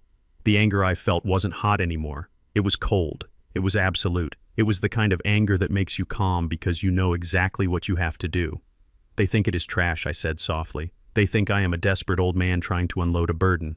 Let them keep thinking that, Silas said. But Otis, we have a problem. If Dion marries that girl, I know I cut him off. If he marries her without a prenup and in Illinois, she gets half. And if they merge assets like they plan, Richard gets his hands on it. They will drain it dry, Silas. They will mortgage the gas rights, clear-cut the timber, and leave my boy with nothing but a mountain of debt and a broken heart. So, what do we do? Silas asked. You can't just tell Dion he is love blind or fear blind. He thinks he is saving himself. I am not going to tell him I said. I'm going to save him from himself. I pulled a fresh legal pad toward me. I picked up a pen. Draft it, Silas. An irrevocable trust. The King Family Legacy Trust. Silas nodded his pen, hovering over his own pad. Okay. Who is the beneficiary? Dion King, I said. Silas wrote it down. Standard. But I added, my voice hardening. There is a condition, a trigger clause. Silas looked up. What is the trigger? Dion only receives access to the funds, the land, and the mineral rights under two conditions, I said. 1, he remains unmarried, or 2, he is legally divorced or widowed from his first spouse. Silas stopped writing. He looked at me over the rim of his glasses. Otis, that is aggressive. You are effectively disinheriting him if he marries her. No, I said. I am putting the money in a safe. A safe she can't crack. If he marries Tiffany St. Cloud, the trust freezes. Not a dime goes to him, not a single acre. The assets will be managed by a third-party executor, you, Silas, for a period of 50 years. The income will be reinvested. Dion can look at it. He can know it is there, but he can't touch it, and neither can she. And if he divorces her, Silas asked. Then the vault opens, I said. The day the divorce decree is signed, he gets everything. The $50 million, the land, the royalties, all of it. Silas let out a low whistle. You are betting on the divorce. I am betting on my son, I corrected him. I am betting that once the money is off the table, Tiffany will show her true colors. Once she realizes marrying him doesn't get her the golden goose, she will leave. And if she doesn't, if she stays with him even when he is broke, then maybe I was wrong about her. But I am not wrong. Silas nodded slowly. It is a poison pill defense. It is brilliant, Otis, but it is cruel. Dion will hate you. Let him hate me, I said, standing up and walking to the window to look out at my fields. I would rather have a son who hates me and is free than a son who loves me and is a slave. Draft it, I ordered. I want it filed in the county courthouse within the hour. Seal it. I don't want it public record until I say so. Silas got to work. I paced the barn. I looked at the old tractor my father used to drive. He worked himself to death on this land. He never saw a dime of the wealth that was sleeping beneath his feet. I wasn't going to let a family of grifters from Chicago undo 100 years of king blood and sweat. An hour later, Silas handed me the document. The trust was created. The trap was set. Now, I said, the bait. Silas handed me a second folder. Inside was a contract. It was a standard property sale agreement drafted on Richard St. Cloud's letterhead, the one I had taken a picture of. But Silas had tweaked it. The legal description of the land was wrong. 1 digit off on the parcel number. It referenced a plot of land 3 counties over that was essentially a swamp. And the signature line, it didn't call for a notary. It looks real, Silas said. But it is worthless. It transfers nothing. It binds nothing. It is just paper. Perfect, I said. I folded it and put it in the inside pocket of my overall bib. I shook Silas's hand. Thank you, old friend. Give them hell, Otis, Silas said. I got back in the black car. We drove back to the airfield. The Gulfstream engines were already running. I flew back to Chicago as the sun was setting. The sky was bleeding red and purple like a bruise. I looked down at the city lights as we approached. Somewhere down there in a restaurant that charged too much for wine, Richard St. Cloud was probably toasting to his own genius. He was probably telling his wife that the stupid old farmer had taken the bait. He didn't know the bait was poisoned. I landed at the private strip and changed back into my thrift store suit in the hangar bathroom. I splashed some water on my face to look sweaty and tired. I rubbed my eyes until they were red. I stepped out into the cool night air. Marcus was waiting with the Escalade. "Is it done?" he asked as I climbed in. "It is done," I said. "The land is locked down tight. Dion couldn't sell it if he had a gun to his head. And Tiffany, she is marrying a man who is legally worth less than the shoes she is wearing." Marcus laughed. "Cold. I like it." "Where to the penthouse?" I said. "I need to deliver the good news. I need to tell my son that his daddy is selling the farm." I patted the pocket where the fake contract sat. "I hope Richard has a strong heart," I muttered, "because when he finds out what he actually bought, he is going to need a doctor." I looked at the city skyline. It looked like a row of jagged teeth. "I am coming for you, Tiffany," I thought. "You called me a stinky country boy. Well, get ready, because I am about to raise a stink you will never be able to wash off." The car merged onto the highway, speeding toward the confrontation that would end their world. I closed my eyes and pictured the gas reserves under my land, pressure building, waiting for a spark. I was the spark, and the explosion was going to be magnificent. The rehearsal dinner was held at the Golden Peacock, a 5-star venue that sat on the top floor of a skyscraper overlooking Lake Michigan. The elevator ride up made my ears pop, but it was the smell of the place that made my stomach turn. It didn't smell like food. It smelled like desperate ambition and old money that had long since turned into dust. I walked in wearing my polyester suit, the one that still held the faint, stubborn aroma of the fertilizer plant back in Alabama. I had refreshed the scent before leaving the hotel. To these people, I wanted to smell like a walking cautionary tale. The room was bathed in amber light from chandeliers that looked like frozen explosions of crystal. There were about 50 guests. Richard St. Cloud had called them the creme de la creme of Chicago society. I looked around the room and saw something different. I saw men with jaws tight from grinding their teeth at night. I saw women clutching designer bags like they were afraid someone would snatch them. These weren't friends. These were sharks. They were creditors. I recognized the look. It is the same look a banker gives you when he parks his car at the edge of your field and watches you harvest, calculating if the yield will cover the note. Richard hadn't invited them to celebrate love. He had invited them to show them the collateral. He was parading Dion and me in front of them like prize steers at a county fair, promising that the slaughter was coming and everyone would get their cut of the meat. I found my seat at a table in the back near the kitchen doors. It was the same spot they had banished me to at the engagement party, but this time I sat with my back straight. Dion was at the head table, sitting between Tiffany and Victoria. He looked pale, his eyes darting around the room like a trapped animal. Every time a waiter refilled his wine glass, he took a large gulp. Tiffany looked triumphant. She was wearing a white cocktail dress that probably cost more than the tractor I learned to drive on. She was laughing, touching the arm of a man in a pinstripe suit who was looking at her with cold, dead eyes. That man wasn't smiling back. He was waiting. I sat there breaking a roll into tiny pieces, watching the play unfold. Marcus had sent me the dossier on the guest list an hour ago. The man in the pinstripe suit was Lorenzo Rossi, a loan shark who operated under the guise of a venture capitalist. The woman next to him was the vice president of the bank holding the mortgage on Richard's office building. They were all here for one reason. They had been promised a payday. Richard stood up. He tapped a silver spoon against his champagne flute. The sharp ping cut through the chatter. The room went silent. Richard beamed, his face flushed with the kind of manic energy you see in a gambler who just bet his last dollar on black. "Ladies and gentlemen, distinguished guests," he boomed, spreading his arms wide. "Thank you for joining us on this joyous eve. Tomorrow, my beautiful daughter Tiffany unites with Dion King. But tonight, we are not just celebrating a marriage, we are celebrating a merger, a union of families, a union of futures." He paused for effect. He looked directly at Lorenzo Rossi. "I know these are uncertain times," Richard said, his voice dropping to a confidential smoothness. "But the St. Cloud family has always been about resilience and growth, and tonight I am thrilled to announce that our liquidity has never been stronger." A ripple of murmurs went through the room. The sharks leaned forward. They smelled blood. Thanks to the generosity and foresight of Dion's father, Mr. Otis King Richard continued, gesturing vaguely toward the back of the room where I sat in the shadows. We have secured a significant infusion of capital. Otis, a humble man of the earth, has agreed to liquidate his vast land holdings in the South to invest in our family's future. He smiled a wide, predatory grin. Mr. King has pledged $500,000 as a wedding gift to be deposited into the family trust tomorrow morning.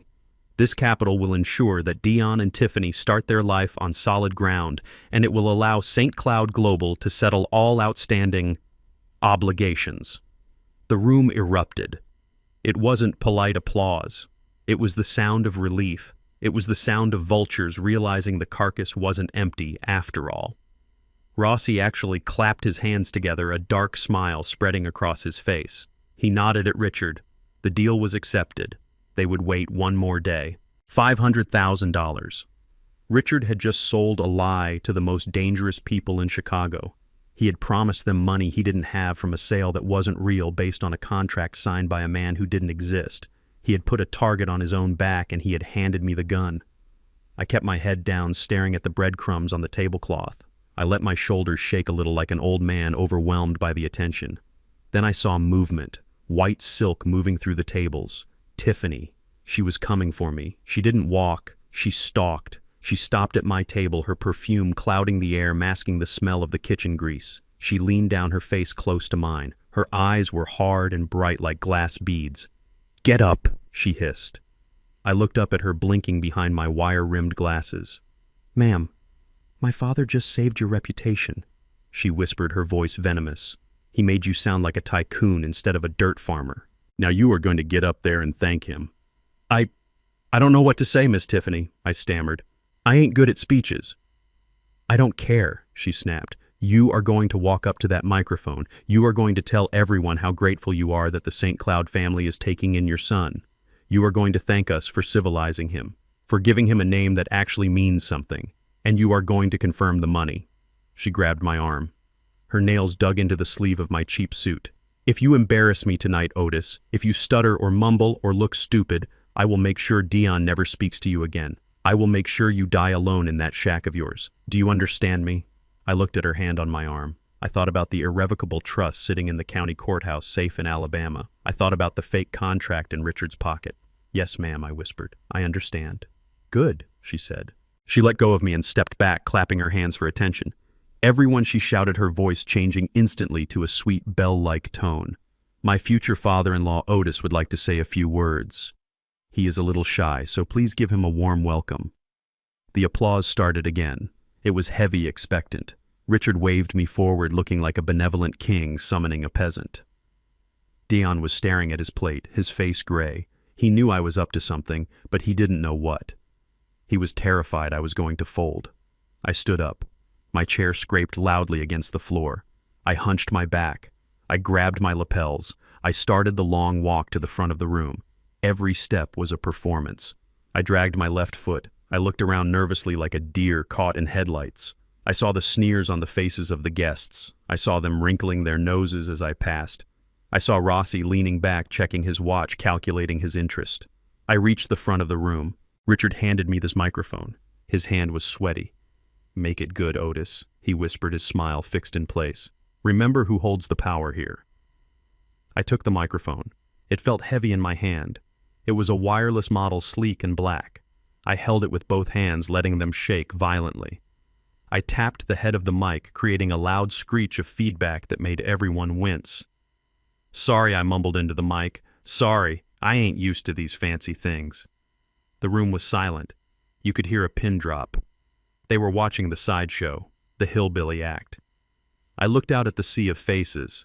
I saw Tiffany standing next to her mother, arms crossed, looking at me with pure contempt. I saw Richard standing behind me, ready to snatch the mic if I went off script.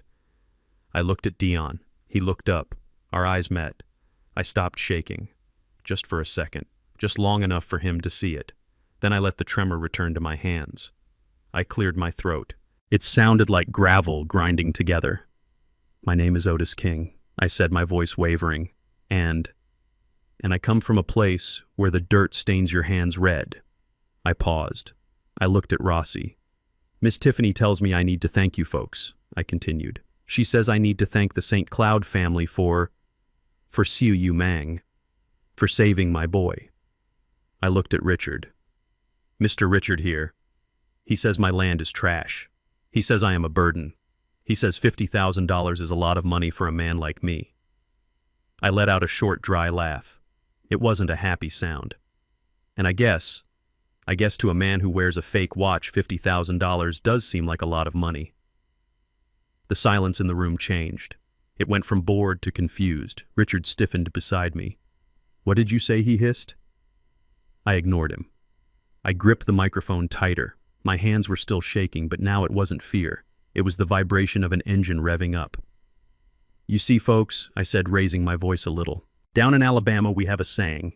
You can put a tuxedo on a hog, but it is still gonna roll in the mud.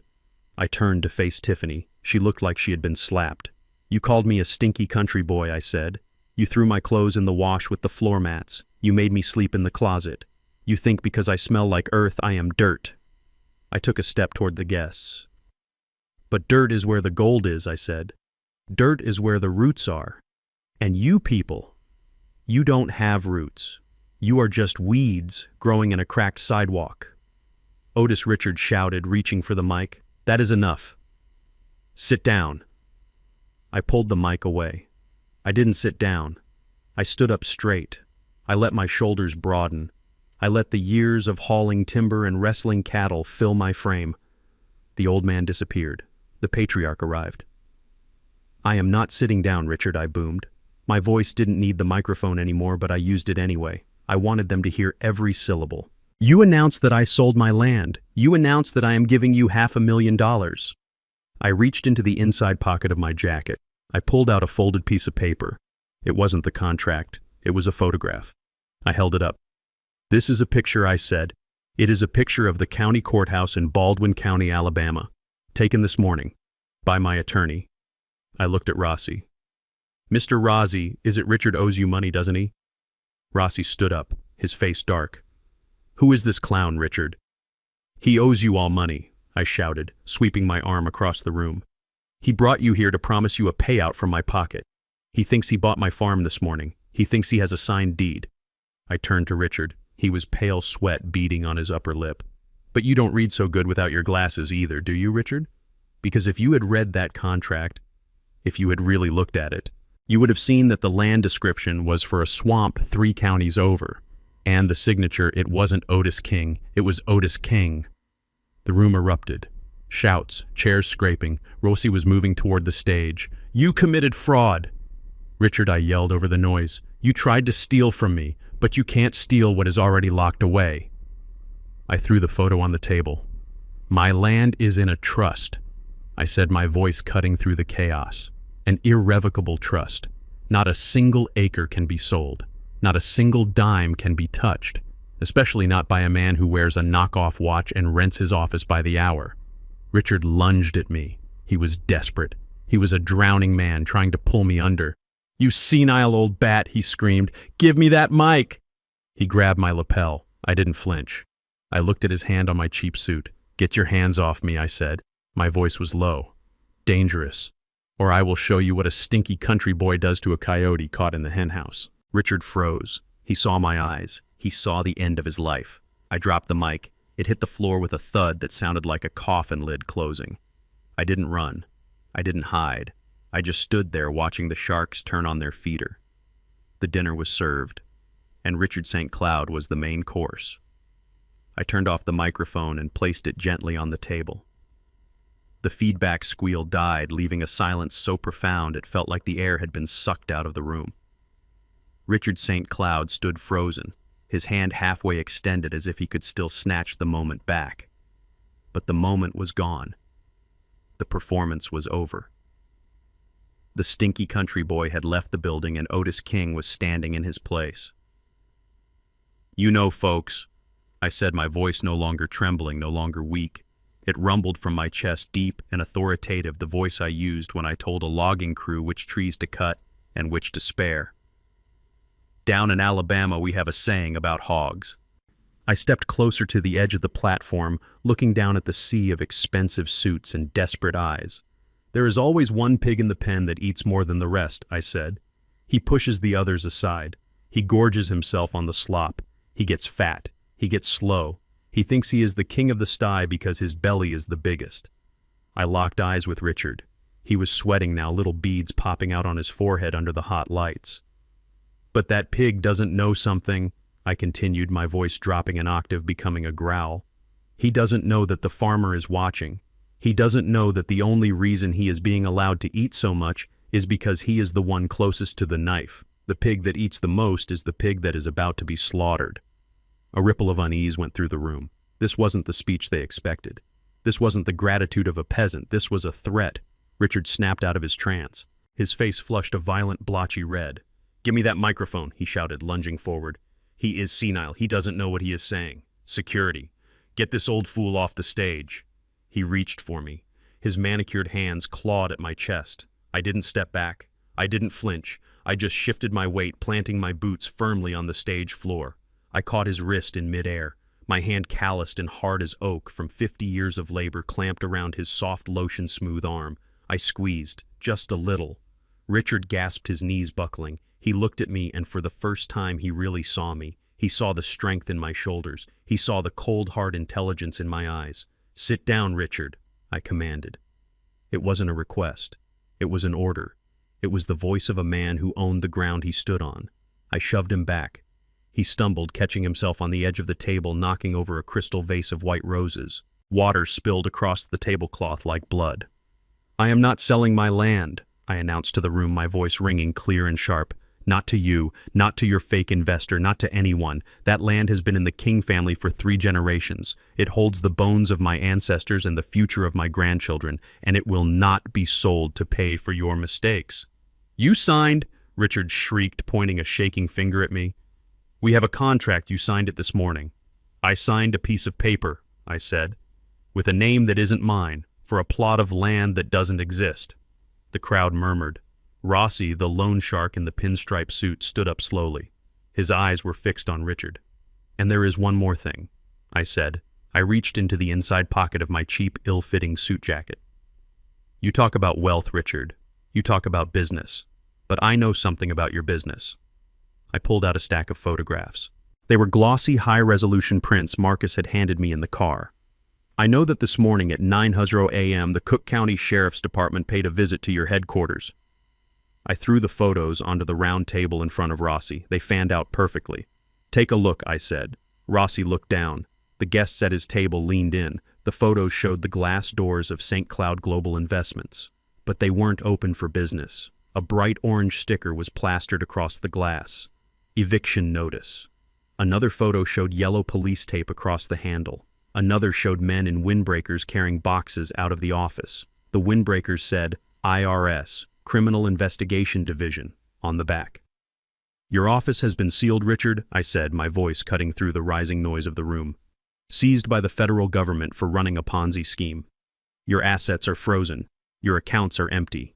You are not a tycoon. You are a broke con artist who is trying to sell a farm he doesn't own to pay debts he can't cover." I pointed at the crowd. "He promised you all a payday from my pocket," I said. "He told you I was a stupid old man who would hand over $500,000. Well, look at me. Do I look stupid to you?" I stood tall. I let the power of my position radiate off me. I wasn't just Otis King the farmer. I was Otis King, the man who sat on $50 million of natural gas. "There is no money coming," I said. "The well is dry." The silence broke. It shattered into 1,000 pieces. Lorenzo Rossi looked at the photo of the eviction notice. Then he looked at Richard. His face was a mask of cold, terrifying rage. "Richard," Rossi said softly. The menace in his voice was louder than a scream. "You told me the funds were secured." "They are," Richard stammered, backing away until he hit the wall. "He is lying. He is trying to ruin me. The contract is valid. I have it in my office." "Your office is a crime scene," a woman shouted from the back. "I drove past it today. There were police everywhere." "You took my pension!" an older man yelled, standing up and throwing his glass on the floor. "You said it was a safe investment." "Liar!" Tiffany screamed. She ran toward the stage, her face twisted and ugly. "Shut up! Shut up! You are ruining everything!" She tried to grab the photos off the table, but Rossi caught her wrist. He shoved her back hard. She fell into a chair, her white dress billowing around her. "Where is my money, Richard?" Rossi barked, advancing on the head table. It's coming, Richard cried, sweat pouring down his face. Just give me a week, 1 week. You don't have a week, Rossi said. You don't have an hour. The room descended into chaos. It was a riot of silk and anger. The guests, realizing they had been duped, turned into a mob. They surged toward Richard and Victoria. People were shouting, demanding answers, demanding checks. A woman grabbed Victoria's pearl necklace and yanked it. The string broke, sending fake pearls bouncing across the hardwood floor. My pearls, Victoria shrieked. Those are vintage. They are plastic, the woman yelled back. Just like you. I stepped back into the shadows of the stage. I watched the empire of St. Cloud crumble in real time. It was violent, it was loud, and it was justice.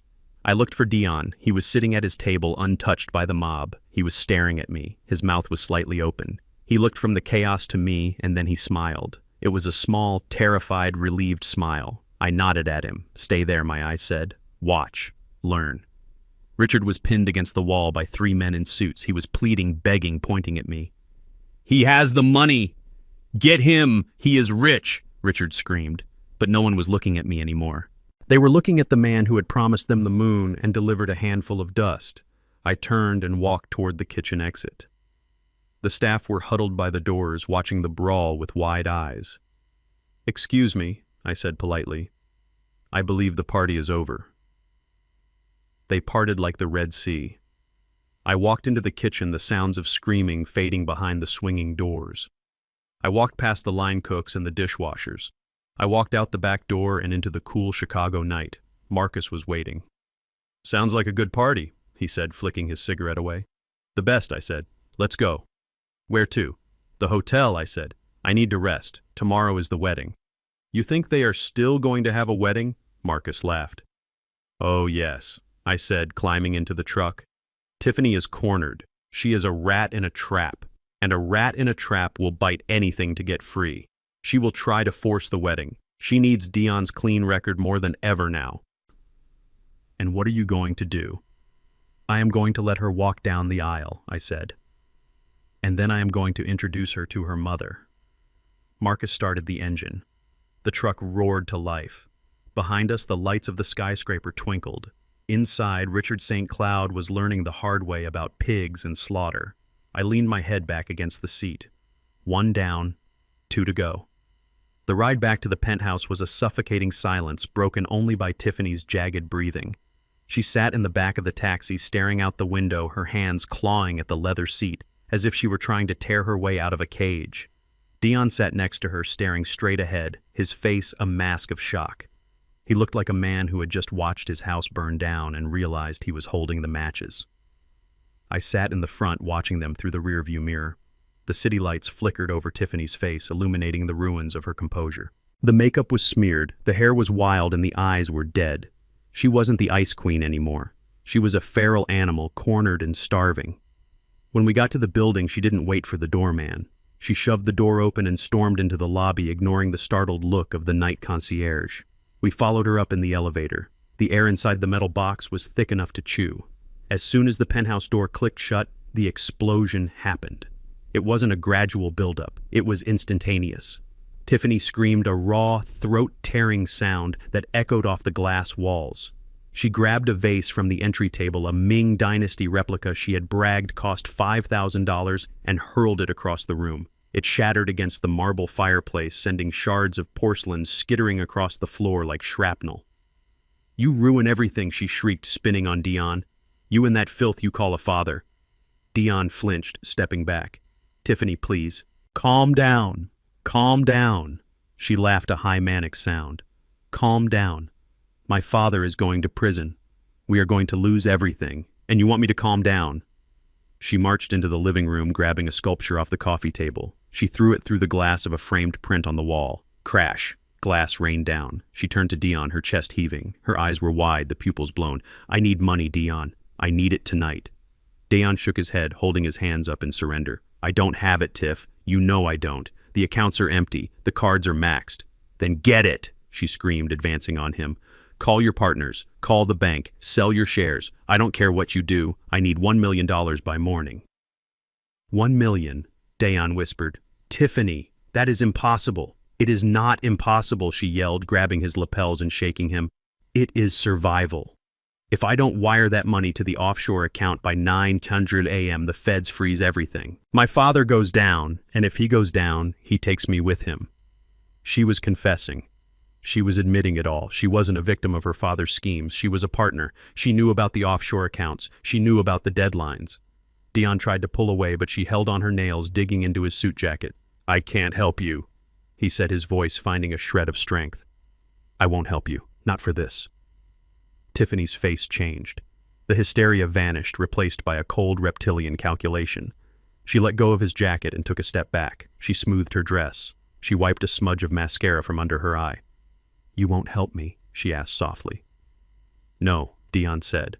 Okay, she said. She walked over to the kitchen island and picked up a steak knife that had been left out from the morning. She tested the blade against her thumb. Then I guess I have no choice. She looked at Dion, a cruel smile playing on her lips. If you don't get me that money, Dion, I am going to destroy you. She raised the knife. For a second, I thought she was going to lunge at him. Dion braced himself, but she didn't. She pointed the knife at herself, at her own throat. I will call the police, she said, her voice steady. I will tell them you attacked me. I will tell them you have been beating me for months. I will cut myself, Dion, just enough to make it look real. I will tear my dress. I will bruise my own face. Dion stared at her, horror dawning on his face. Tiffany, you wouldn't. Oh, I would, she said.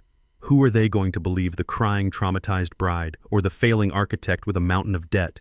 I will ruin your career. I will put you on every sex offender registry in the country. You will never work again. You will rot in a cell while I sell the story to the tabloids. She took a step closer to him, the knife hovering inches from her skin. $1 million, Dion, or your life is over.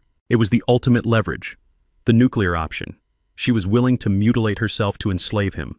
It was the most vile thing I had ever witnessed, and I have seen men do terrible things for land and money. Dion looked paralyzed. He was a good man, a gentleman. He didn't know how to fight monsters. He only knew how to build houses. He opened his mouth, but no sound came out. I had seen enough. I was leaning against the doorframe of the maid's room, hidden in the shadows of the hallway. I stepped out into the light. I wasn't hunching anymore. I wasn't shuffling. I walked into the living room with the silent, heavy tread of a man who knows exactly where he is going. Put the knife down, girl, I said. Tiffany spun around. She looked at me, her eyes narrowing. Get back in your hole, old man, she spat. This doesn't concern you. It concerns me plenty, I said, seeing as you are threatening my son. She laughed. What are you going to do? Hit me with a shovel. Go away before I add elder abuse to the charges. I reached into the pocket of my overalls. I didn't pull out a handkerchief or a pair of broken spectacles. I pulled out an iPhone 15 Pro. The titanium case caught the light. I held it up. The screen was glowing. The red recording dot was pulsing steadily. I have been recording for 5 minutes, I said calmly. The video is clear. The audio is crystal. The part where you asked for $1 million to aid and abet federal fugitives? Got it. The part where you admitted to being complicit in your father's crimes? Got it. I took a step closer. And the part where you threatened to frame my son for domestic violence? Oh, I got that in 4K resolution, sweetheart. Tiffany froze. The knife wavered in her hand. She looked at the phone, then at me. Her brain was trying to process the shift. The stinky country boy didn't have smartphones. He didn't know how to record. He was supposed to be stupid. Give me that phone, she whispered. I shook my head. It is already uploaded to the cloud. I lied. It is in my lawyer's inbox. It is in the FBI's tip line. Liar, she screamed. She lunged. She moved fast, faster than I expected. Desperation gives people speed. She came at me with the knife slashing downward, aiming for the hand holding the phone. Dion shouted, Dad, I didn't panic. You don't panic in a foxhole and you don't panic in a penthouse. I stepped inside her guard. It was a move I hadn't used since 1972 in a bar fight in Da Nang. Muscle memory is a hell of a thing. It sleeps in your bones until you need it. I caught her wrist with my left hand. My grip clamped down on her ulnar nerve. It wasn't a gentle hold, it was a vice. She gasped, her fingers springing open reflexively. The knife clattered to the floor. I twisted her arm behind her back, spinning her around, pinning her against the marble island. I didn't slam her. I controlled her. She struggled, kicking back at my shins, screaming obscenities. Let me go. You dirty old redneck, let me go. I leaned in close to her ear. I didn't shout. I dropped my voice to a whisper that sounded like grinding stones. I was a sergeant in the United States Marine Corps, I said. I spent 2 years in the jungle hunting men who knew how to kill with their bare hands. You are nothing but a spoiled child with a kitchen utensil. I tightened my grip just a fraction. She whimpered. Don't you ever touch me again, I said. And don't you ever threaten my son. I shoved her away. She stumbled, catching herself on the counter, rubbing her wrist. She looked at me with wide, terrified eyes. The arrogance was gone. The mask was shattered. She was looking at a stranger. Who are you? She breathed. I am the man who is going to end you, I said. I picked up the knife from the floor and tossed it into the sink. It clattered loudly. Dion was staring at me. He looked like he was seeing his father for the first time in his life. Dad, he whispered. Pack your bags, son, I said, not taking my eyes off Tiffany. We are leaving. We aren't going anywhere, Tiffany shrieked, finding her voice again. The wedding is tomorrow, the contracts, the guests. There is no wedding, Dion said. His voice was quiet, but it was firm. It is over, Tiffany. No, she screamed. She looked around the room, frantic. She grabbed a heavy glass ashtray. I am not letting you leave. I will scream. I will tell everyone you hit me. I held up the phone again. Go ahead, I said. Scream. The police are already on their way. I texted my associate when you picked up the knife. She froze. The ashtray fell from her hand, bouncing on the rug. She slumped against the counter, sliding down until she was sitting on the floor, surrounded by the wreckage of her own tantrum. She started to sob. It wasn't a pretty sound. It was the ugly, snotty crying of a child who has been told no for the first time. It is over, she sobbed. It is all over. I looked at Dion. He was already moving toward the bedroom to get his things. I stood guard in the living room watching her. I didn't feel pity. I felt the cold satisfaction of a job half done. She looked up at me, mascara running down her cheeks in black rivers. Why, she asked. Why did you do this? We could have been happy. I could have made him a partner. You didn't want a partner, I said. You wanted a patsy, and you made one mistake. What, she sniffled. You judged the book by the cover, I said, and you forgot that in the country we shoot snakes when we find them in the house. Dion came out with a suitcase. He looked at Tiffany one last time. There was no love left in his eyes, just relief. Let's go, Dad, he said. We walked to the door. Wait, Tiffany cried, crawling toward us. Dion, please, I have debts. They will kill me. Dion didn't stop. He opened the door. I paused on the threshold. I looked back at her, pathetic and broken on the floor of her rented palace. You should have thought of that before you called me Stinky, I said. I closed the door. We walked to the elevator. Dion leaned his head against the wall as the doors closed. You were a Marine, he asked. You never told me. There is a lot I never told you, son, I said, putting a hand on his shoulder. But we have time now. We walked out into the night. The air was cool. Tomorrow was the wedding day, and I had one final ceremony to perform. Because a rat doesn't stop biting just because it is caught. You have to make sure it can never bite again. And I wasn't finished with Tiffany St. Cloud. Not yet. We checked into a Motel 6 on the outskirts of the city. The room smelled of industrial cleaner and stale cigarettes, a scent that felt like home compared to the sterile, expensive air of the penthouse. Dion sat on the edge of the bed, his head in his hands. The neon sign outside flickered, casting a rhythmic red shadow across the room. Buzz, click, buzz, click. It was the only sound for a long time. My son was shaking, not from cold, but from a terror that went deeper than bone. He held his phone in his hand like it was a grenade with the pin pulled. She sent another one, he whispered. I didn't need to ask what it was. An hour ago, Tiffany had played her ace. She knew we were gone. She knew the money was locked up, but she still had one card left to play. She had sent Dion a video file. It was a deep fake, artificial intelligence. It showed Dion doing things that would get him disbarred from the American Institute of Architects and probably put on a watch list. It looked real, terrifyingly real. The technology was a weapon, and she was holding it to his head. The text message underneath was simple. The wedding happens tomorrow. You smile. You sign the loan papers. Or I post this to your firm's public forum, your church group, and every social media platform in Chicago. It was blackmail, pure and simple. I took the phone from his hand and tossed it onto the other bed. Let it buzz, I said. She is bluffing. She isn't bluffing, Dad, Dion said, looking up. His eyes were hollow. She is crazy. She will burn me down just to watch the smoke.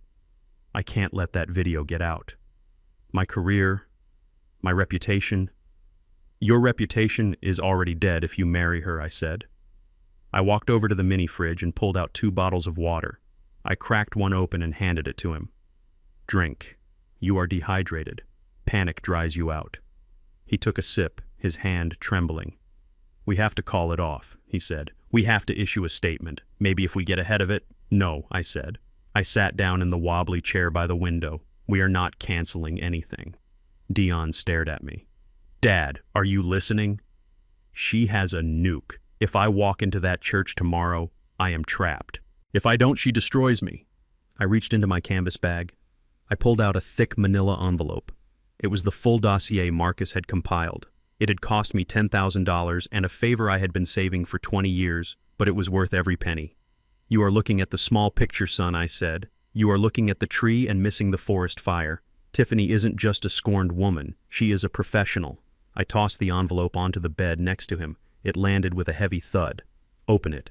Dion looked at the envelope, then at me. He reached out and undid the clasp. He pulled out a stack of papers, photos, and court documents. What is this? That is the ghost of Christmas past, I said. That is who you are really marrying. Dion picked up the first photo. It showed a younger Tiffany, maybe 22, clinging to the arm of a man in Silicon Valley. He looked happy. He looked rich. That is Todd, I said. Her first husband. Tech genius. Worth $10 million on a paper in 2018. They were married for 11 months.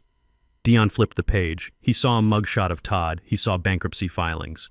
She drained him, I said. She set up shell companies in his name, siphoned off the venture capital, and then tipped off the SEC anonymously. Todd went to jail for embezzlement. Tiffany walked away with a settlement and a claim of being the victim.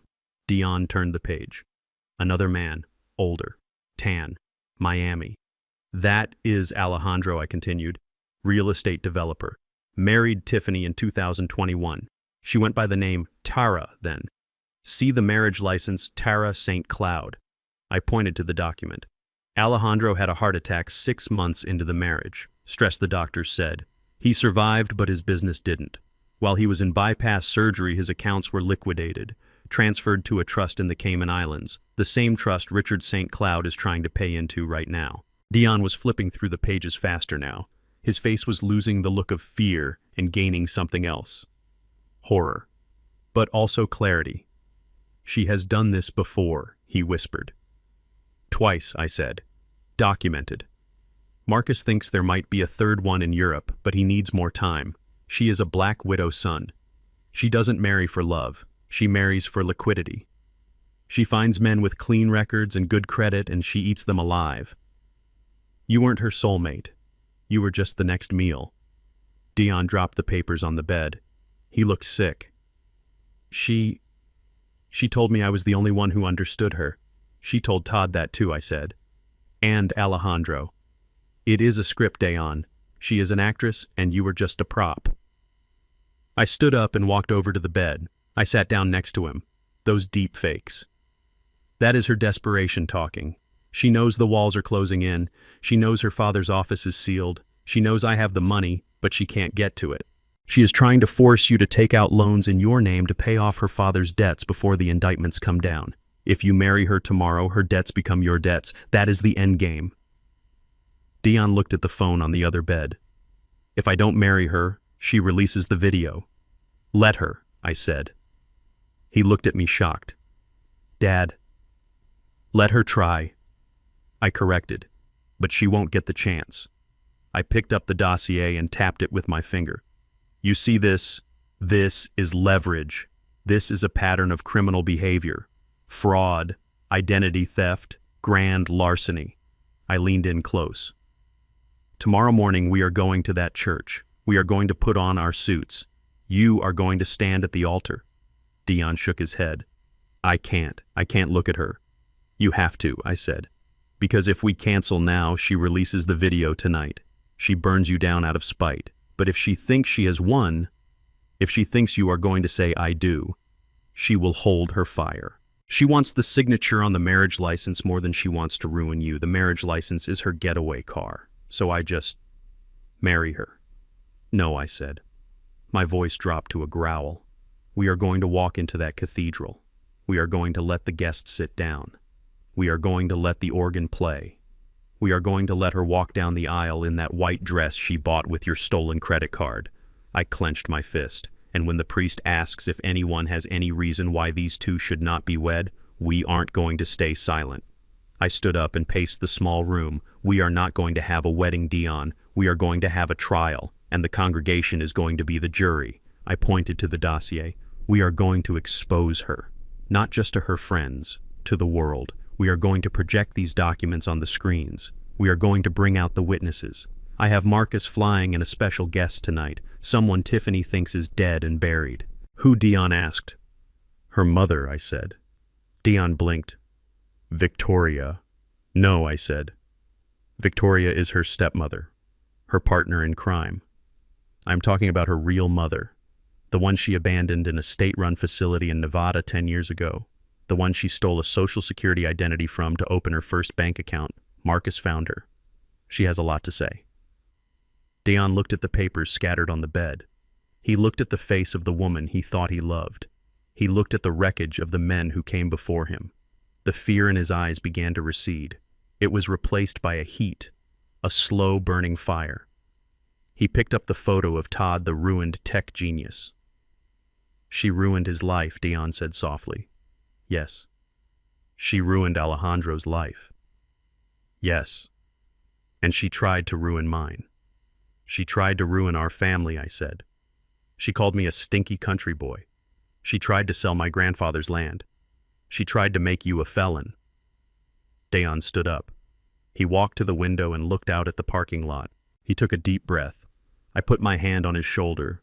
You have a choice, son. You can run. We can get in the truck and drive back to Alabama tonight. We can fight the video from a distance. It will be messy, but you will be safe. Or Dion asked, not turning around. Or we can stay, I said. We can stand our ground. We can show her that she messed with the wrong family. We can finish this once and for all. Dion turned around. The boy who had been crying on the floor of the maid's room was gone. The man standing in front of me had a jaw set like granite. His eyes were dark, dangerous. They were king eyes. I don't want to run, Dion said. Good, I said. I want to burn it down, he said. I want her to feel what I felt. I want her to stand in front of everyone she tried to impress and feel the ground open up underneath her. I smiled. It wasn't a nice smile. It was the smile of a wolf who just realized the sheep has teeth. Then get some sleep, I said. You have a big performance tomorrow. You have to look like a groom in love. You have to look like a man who is ready to give her everything she wants. Dion nodded. He gathered the papers and put them back in the envelope. He handled them carefully like they were ammunition. Dad, he asked. Yeah. Does the video, the deep fake, does it matter? I shook my head. By the time we are done tomorrow, no one is going to care about a fake video. They're going to be too busy watching the real-time destruction of the St. Cloud Empire. When the truth comes out, son, the lies lose their teeth. Dion lay down on the bed. He stared at the ceiling. Tomorrow, he whispered. Tomorrow, I agreed. I turned off the lamp. The room plunged into darkness, lit only by the red pulse of the neon sign outside. Buzz, click, buzz, click. It sounded like a countdown. I closed my eyes, but I didn't sleep. I ran the plan over and over in my head. I checked every angle, every exit, every variable. We were gambling everything on one roll of the dice. If we missed, if she released the video before the ceremony, if the guests walked out too early, it would be a disaster. But I looked over at my son. He was breathing steadily. He wasn't shaking anymore. He was ready. And so was I. The stinky country boy was going to church, and he was bringing the wrath of God with him. The cathedral was a cavern of stone and stained glass vast enough to swallow a scream. Sunlight filtered through the rose window, painting the marble floor in pools of blood red and deep violet. The air was thick with the scent of white lilies, thousands of them cascading from the altar and wrapping around the pillars. It smelled expensive. It smelled like a funeral. I sat in the third pew on the groom's side. I was wearing my best Sunday suit today, a charcoal wool blend that fit me properly. I had polished my boots. The stinky country boy was gone, replaced by the patriarch of the King family, though no one in the St. Cloud camp seemed to notice the change. They were too busy sweating. Richard St. Cloud sat across the aisle in the front row. He was vibrating with tension. He kept checking his phone, hiding it behind his hymnal, likely checking to see if the wire transfer from Dion had cleared or if the FBI was kicking down his front door. His wife Victoria was fanning herself with a program, her face a mask of thick makeup, trying to hide the terror in her eyes. They knew they were walking a tightrope over a pit of vipers. They just didn't know I was the one who had cut the safety net. The organ music swelled a thunderous vibrating chord that shook the dust from the rafters. The heavy oak doors at the back of the church groaned open. The guests turned. There were 300 of them, creditors, business partners, social climbers, and people who just wanted to be seen. They whispered behind their hands, eyes darting from the altar to the door. They had all heard the rumors from the rehearsal dinner. They were here for the spectacle. Dion stood at the altar. He looked magnificent and tragic. His tuxedo was sharp, but his face was pale, his eyes dead. He was playing his part perfectly. He looked like a man who had been broken, a man who had surrendered to the blackmail and the pressure. He looked like a man who was about to sign his life away to save his reputation. I caught his eye. Just a flicker. I gave him a microscopic nod. "Hold the line, son." Then she appeared. Tiffany. She was a vision of calculated innocence. Her dress was a cloud of white lace and silk with a train that seemed to go on for miles. It was the dress she had bought with my son's stolen credit card. She walked down the aisle, clutching a bouquet of orchids that cost more than my first truck. She wasn't smiling with joy. She was smiling with victory. She locked eyes with Dion. I saw her mouth move slightly. She was mouthing a word, smile. Dion forced the corners of his lips up. It looked painful. She passed my pew. She didn't look at me. To her, I was already defeated. I was just an old man who had made a scene and then been put back in his place. She thought she had won. She thought the deepfake video and the threats had silenced us.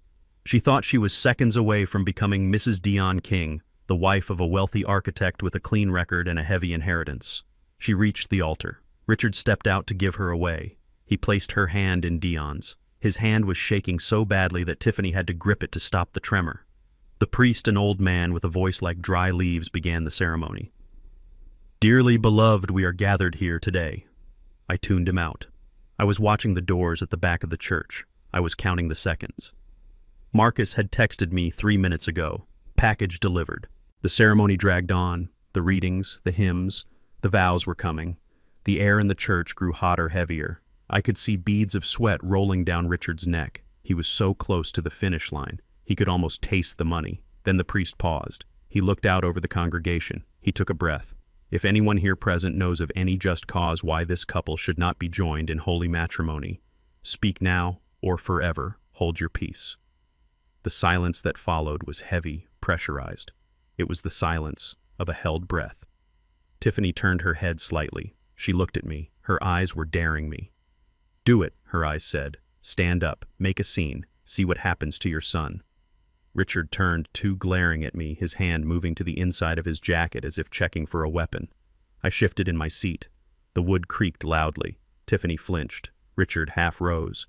But I didn't stand up. I just crossed my legs and settled back against the pew. I smiled at them, a cold, wolfish smile. Confusion washed over Tiffany's face. She didn't understand. Why wasn't I fighting? Why wasn't I objecting? Had I given up?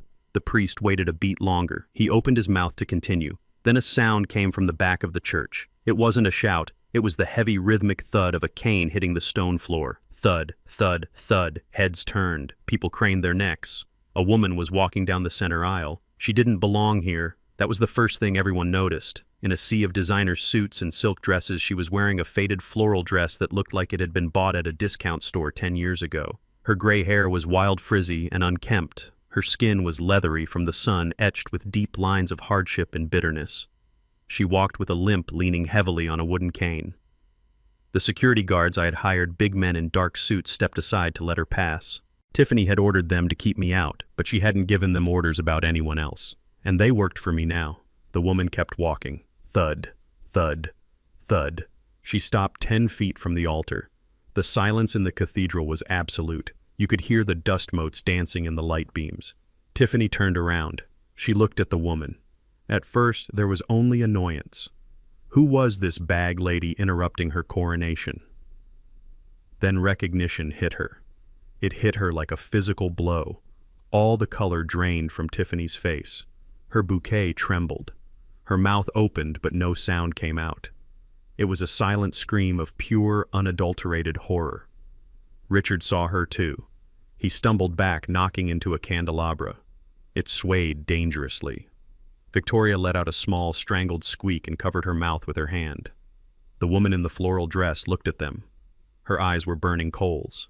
She didn't look at the guests. She didn't look at Dion. She looked straight at the bride. "Hello, Becky," the woman said. Her voice was raspy, damaged by years of cheap cigarettes and screaming at ghosts. Tiffany took a step back, shaking her head violently. "No, no, you are dead."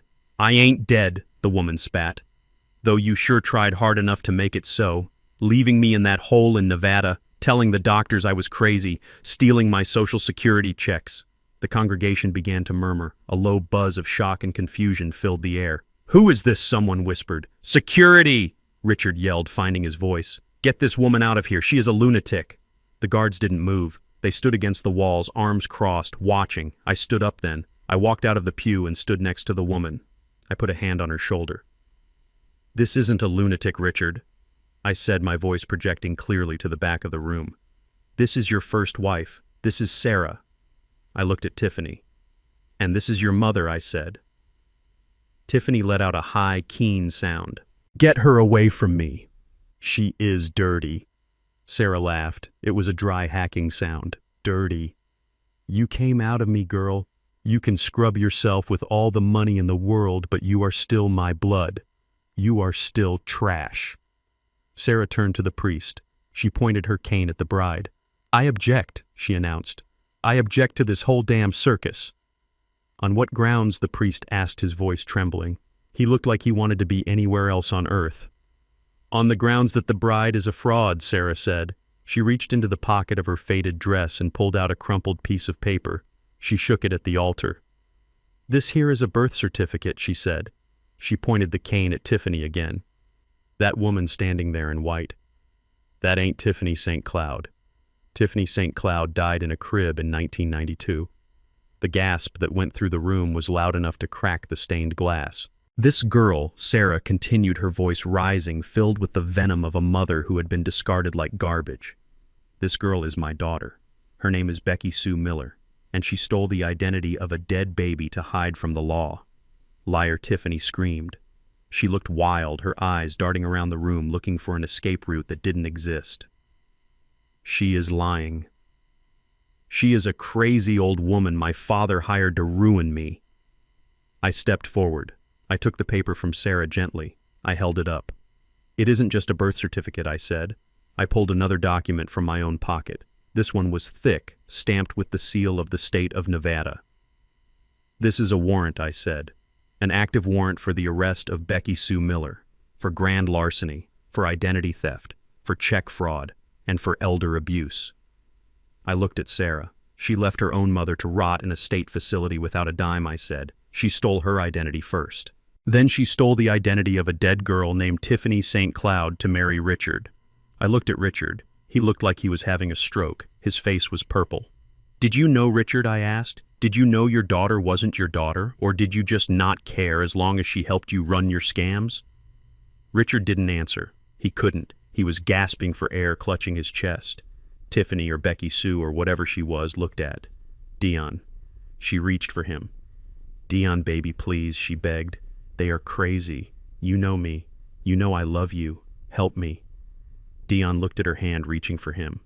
He didn't take it. He stepped back, removing his hand from hers. He looked at her with eyes that were cold and clear. "I don't know you," he said softly. "I never knew you." Becky Sue's face contorted. The mask fell completely. The beautiful, elegant socialite vanished, and something ugly and hard took her place. "You stupid idiot," she hissed at Dion. "You were supposed to save me. You were supposed to be my ticket out." She spun around to face Sarah. "And you old witch, why didn't you just die? Why couldn't you just die and leave me alone? Because God ain't done with you yet," Sarah said. "And neither am I." Sarah looked at the crowd. She raised her cane like a prophet judging the wicked. "She ain't Tiffany," she screamed, her voice breaking. "Her name is Becky Sue, and she is wanted in Nevada." The echo of her voice rang through the cathedral. The illusion was shattered. The perfect wedding was dead. The bride was a fugitive. The father of the bride was a fraud. And the stinky country boy, I was just the man who opened the door and let the truth in. I looked at the back of the church. The heavy oak doors opened again. But this time it wasn't a guest. It was the police. Blue uniforms, gold badges, handcuffs glinting in the holy light. Becky Sue saw them. She hiked up her $1,000 dress. She looked at the stained glass window. She looked at the side exit. She ran. She bolted toward the sacristy door, her heels clicking frantically on the stone. But there was nowhere to go. The church was surrounded. The trap was sprung. And the wedding was officially over. Part 13. The Wedding from Hell. The climax. Becky Sue. I couldn't call her Tiffany anymore, was vibrating with a frequency that shattered glass. She looked at Sarah, her mother, like she was a ghost from a nightmare. Then she looked at the security guards, 4 of them. Big men, ex-military hired from the same firm Marcus used. They stood like statues at the corners of the transept. "Security!" she shrieked, her voice cracking into a high, desperate register that hurt the ears. "Remove this woman. Remove her now. She is trespassing. She is assaulting me." She pointed a shaking finger at Sarah, then at me. "And him. Get him out. He is ruining my wedding." The head of security, a man named Johnson, who had a neck as thick as a tree stump, didn't move a muscle. He didn't look at her. He looked at me. He gave me a slow, respectful nod. "I am afraid we can't do that, ma'am," Johnson rumbled. His voice carried effortlessly over her screaming. "What do you mean you can't?" she yelled, stomping her foot like a petulant child. "I hired you. I am signing your checks." I stepped forward. The sound of my boots on the marble was heavy and final. "Actually," I said, my voice calm and projecting to the rafters, "you didn't hire them. You put the deposit on a credit card that was declined this morning, remember?" I reached into my pocket and pulled out a receipt.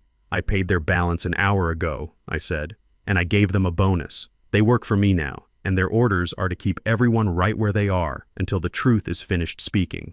Becky Sue looked at the guards, then at me. The color drained from her face, leaving her looking like a wax doll left too near the fire. She realized she had lost the room. She had lost the muscle. She was alone. I walked up the steps to the altar. The priest stepped back, clutching his Bible to his chest, looking terrified. I didn't look at him. I looked at the congregation. 300 of Chicago's elite freezing in their pews, witnessing a train wreck in slow motion. I walked over to the lectern where the readings were supposed to be given. There was a microphone there. I adjusted it. It screeched slightly. "If you will all look at the screens," I said. I pointed to the 2 massive projection screens on either side of the altar. They were meant to display lyrics to hymns and a montage of Dion and Tiffany's courtship. I nodded to Marcus, who was standing in the tech booth at the back of the church. The screens flickered. The image of 2 doves holding rings disappeared. In its place, a spreadsheet appeared. It was blown up, huge, high definition. You could read every line from the back row. "This," I said, pointing to the screen, "is a forensic accounting of my son's finances for the last 18 months. A gasp went through the room. It was voyeuristic. It was shocking. "Row 4, I narrated, acting like a professor teaching a class on grief. "A transfer of $50,000, labeled Wedding Venue Deposit. Destination account TS Consulting, Cayman Islands." I looked at the venue manager standing in the back. He looked confused. He hadn't received $50,000. "Row 10, I continued. $75,000, labeled Investment St. Cloud Global. Destination a shell company in Nevada registered to a Becky Sue Miller." I looked at Dion. He was staring at the screen, his mouth open. He hadn't known it was that bad. He hadn't known she was stealing it directly. He thought he was paying vendors. He was paying her. In total, I said, my voice hardening, over $200,000 was siphoned from my son's accounts. Money he borrowed, money he worked for, money he thought was building a future. I turned to Becky Sue. She was shaking her head, muttering, "No, no, no," over and over again. "You didn't spend it on the wedding," I said. "You didn't spend it on the house. You wired it out of the country. You were packing your parachute while my son was jumping out of the plane without one." "It is a lie," she screamed. "Those are fake. You made them up." "Bank records don't lie," I said, "and neither do IP addresses. Marcus tracked the transfers. They were made from your phone, the same phone you used to threaten my son last night."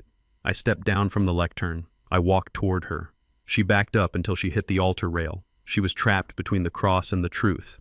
I stopped 3 feet from her. I could smell her perfume. It was heavy, floral, cloying. It was the smell of a funeral parlor. "You remember what you said to me?" I asked softly. The microphone picked it up. "When I walked into that party, you stood there in your silk and your diamonds and you wrinkled your nose." I leaned in. "You said the stinky country boy is here. You said I smelled like manure. You said I needed to be sanitized." I took a deep breath, inhaling the scent of the lilies and her fear. "Well, let me tell you something about that smell, little girl," I said. My voice rumbled like thunder in a valley. "That smell you hate, that is the smell of earth. That is the smell of work. That is the smell of sweat and diesel and fertilizer. It is the smell of growing things. It is the smell of life." I pointed a finger at her chest. "It is the smell of clean money," I roared. "Money earned by breaking your back, not by breaking the law. Money that comes from feeding people, not feeding off them." She flinched as if I had hit her. "But you," I said, my voice dropping to a whisper that carried to the last pew. "You smell nice. You smell like lavender and rosewater and Chanel. You look clean. You look like an angel in that white dress." I shook my head. "But underneath it," I said, "underneath the silk and the makeup and the stolen name, you smell like rot. You smell like something dead in the walls. You reek of deceit. You stink of lies. And no amount of perfume is ever going to cover the stench of what you did to your own mother." I gestured to Sarah, who was standing tall and proud in her faded dress, leaning on her cane like a queen. "You left her to die," I said. "You stole her name. You stole her life. That is a smell that doesn't wash off, Becky Sue. That is a smell that follows you to hell." Becky Sue looked at me. Her eyes were empty. The game was up. The con was broken. She looked at the screen, still broadcasting her crimes. She looked at the guests who were looking at her with horror and fascination. She looked at Richard. He was slumped in the pew, clutching his chest, his face gray. He couldn't save her. He couldn't even save himself. She looked at Dion. "Dion," she whispered. "Please." Dion looked at the screen. He looked at the money he had lost. He looked at the father who had come to save him. "You stink," Dion said. His voice was quiet, sad. "You really do." Becky Sue's face crumbled. She let out a scream of pure rage. She raised her hands to claw at me, to claw at Dion, to destroy anything she could reach. But she never got the chance. The heavy oak doors at the back of the cathedral didn't just open, they burst open. Light flooded in from the street. Red and blue lights flashed against the stone walls, painting the saints in police colors. "Police!" a voice boomed. "Nobody move!" A team of officers swarmed into the aisle. They weren't regular beat cops. These were federal agents. Windbreakers, body armor, weapons drawn but pointed low. "Becky Sue Miller," the lead agent shouted. "Show me your hands. Do it now." Becky Sue spun around. She looked at the sacristy door. It was blocked by 2 more agents. She looked at the stained glass windows. Too high. She looked at me. I just crossed my arms. "Go on," I said. "Run. I want to see you try to run in those heels." The federal agents moved through the cathedral like a scythe through wheat. They didn't stop for the gasping socialites in the pews. They didn't stop for the trembling priest. They marched straight up the marble steps to the altar, where the white dress was shaking like a leaf in a storm. Richard St. Cloud stepped back, raising his hands in a pathetic gesture of surrender, assuming they were coming for him. He was sweating so hard his hair dye was starting to run down his temples. But the lead agent walked right past him. He didn't even look at Richard. He went straight for the bride. "Becky Sue Miller," the agent barked. "You are under arrest." He didn't wait for her to comply. He grabbed her wrists. She screamed a shrill, piercing sound that bounced off the vaulted ceiling. It wasn't a scream of fear, it was a scream of entitlement. "Get your hands off me," she shrieked. "This is silk. You are ruining my dress. Do you know how much this cost?" The agent didn't care about the silk. He spun her around. The sound of the handcuffs ratcheting shut was louder than the organ music had been. Click, click, metal on bone. It was the sound of reality crashing into her fantasy. "You have the right to remain silent," the agent droned, reciting the words she must have heard a dozen times before in her past life. She thrashed her veil, tearing as it caught on the agent's Velcro vest. She looked wild. She looked at the crowd, her eyes searching for a savior. She looked at Richard, but he was pressing himself against a stone pillar, trying to make himself invisible. Then she looked at Dion. Dion was standing 5 feet away. He hadn't moved. He had watched the handcuffs go on with a face made of stone. "Dion," she wailed. Her voice broke, turning into a sob. "Dion, tell them. Tell them who I am. Tell them I am your wife." She tried to lunge toward him, but the agent held her firm. "Baby, please," she begged, tears cutting tracks through her perfect makeup. "This is a mistake. It is just a misunderstanding. You have to help me. Call your lawyer. Pay the bail. Please, Dion, I love you." The church went silent again. Everyone watched the groom. This was the woman he had pledged to marry minutes ago. This was the woman who had shared his bed. Dion looked at her. He looked at the handcuffs. He looked at the desperate, clawing hunger in her eyes. He took a slow breath. He adjusted his cufflinks. "I am sorry," he said. His voice was calm. It was the voice of a man who had walked through fire and come out the other side without burns. "I can't help you, Tiffany, or Becky, or whoever you are." She stared at him, her mouth open. "What? You have money. You have credit. Just get me out of here." Dion shook his head slowly. A small, sad smile touched his lips. "No," he said. "I don't. Don't you remember? You told me I was broke. You told me I was a failure. You maxed out my cards. You drained my accounts." He took a step closer, just out of her reach. "I am just a poor architect," he said, echoing the insults she had hurled at him 1,000 times in private.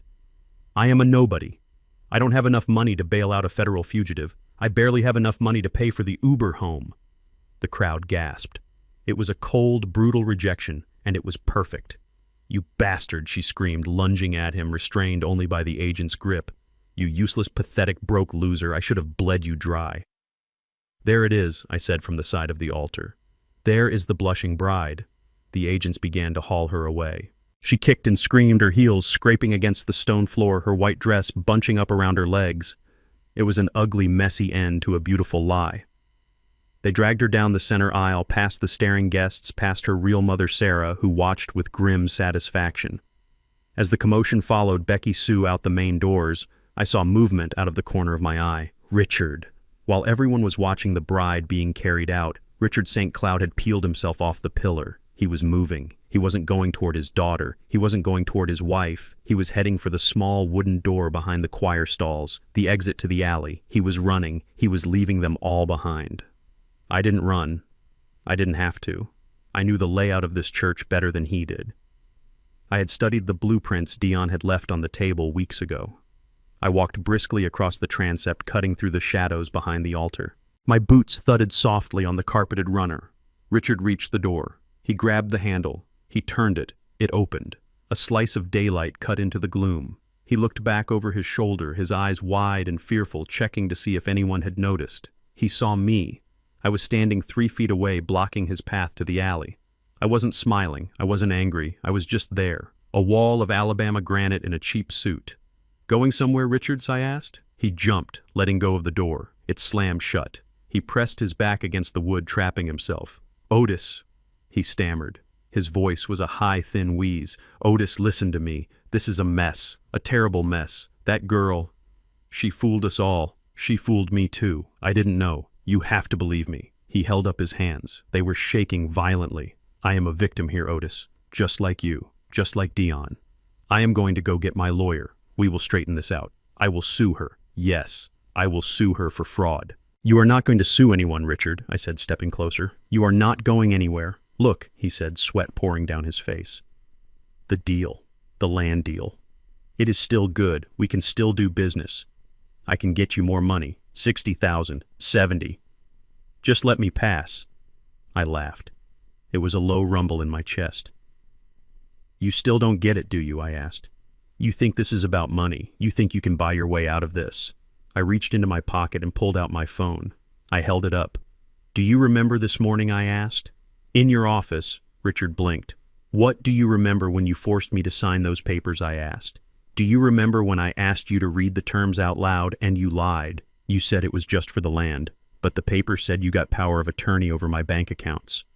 Richard's face went gray. He licked his lips.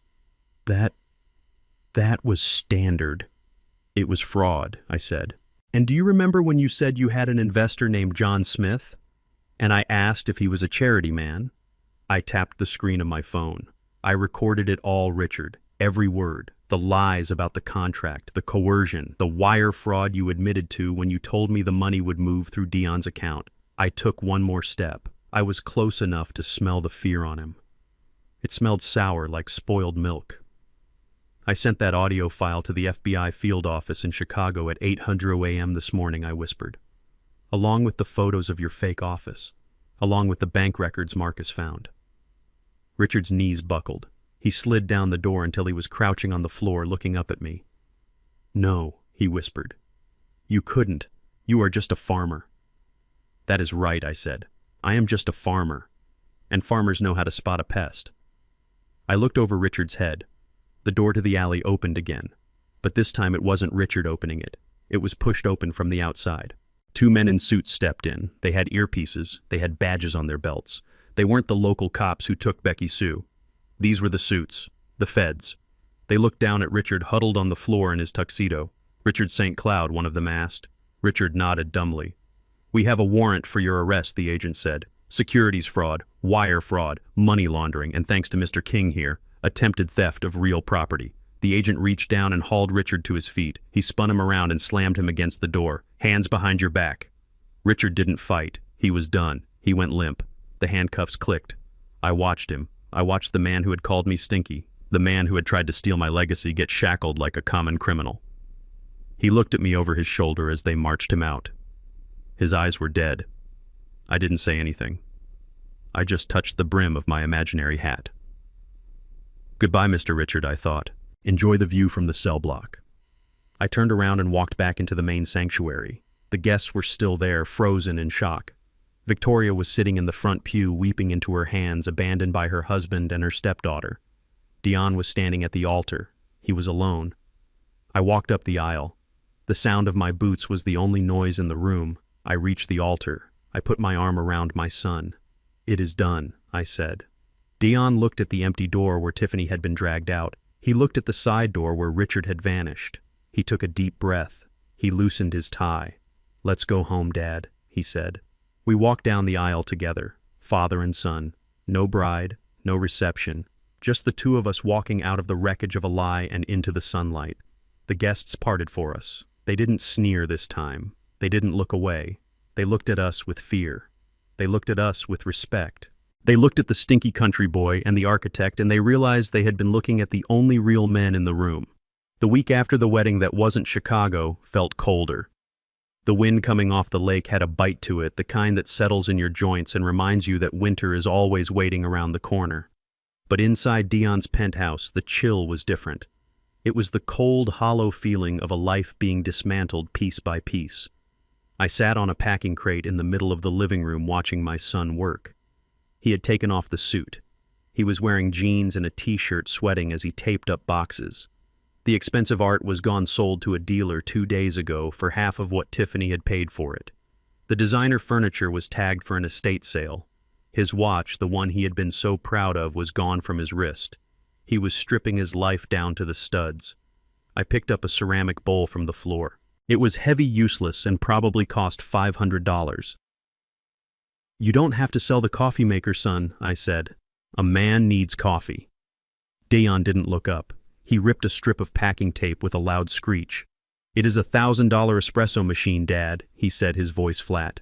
I can get $600 for it on eBay. That covers the interest on one of the cards for a month. I will drink instant. I watched him. He looked 10 years older than he had a week ago. The shine was gone from his eyes, replaced by a dull gray exhaustion. But there was something else there too. A steeliness. He wasn't whining. He wasn't blaming me. He wasn't asking for a bailout. He was facing his mistake head-on, shovel in hand, ready to dig his way out of the hole he had let a woman dig for him. I stood up.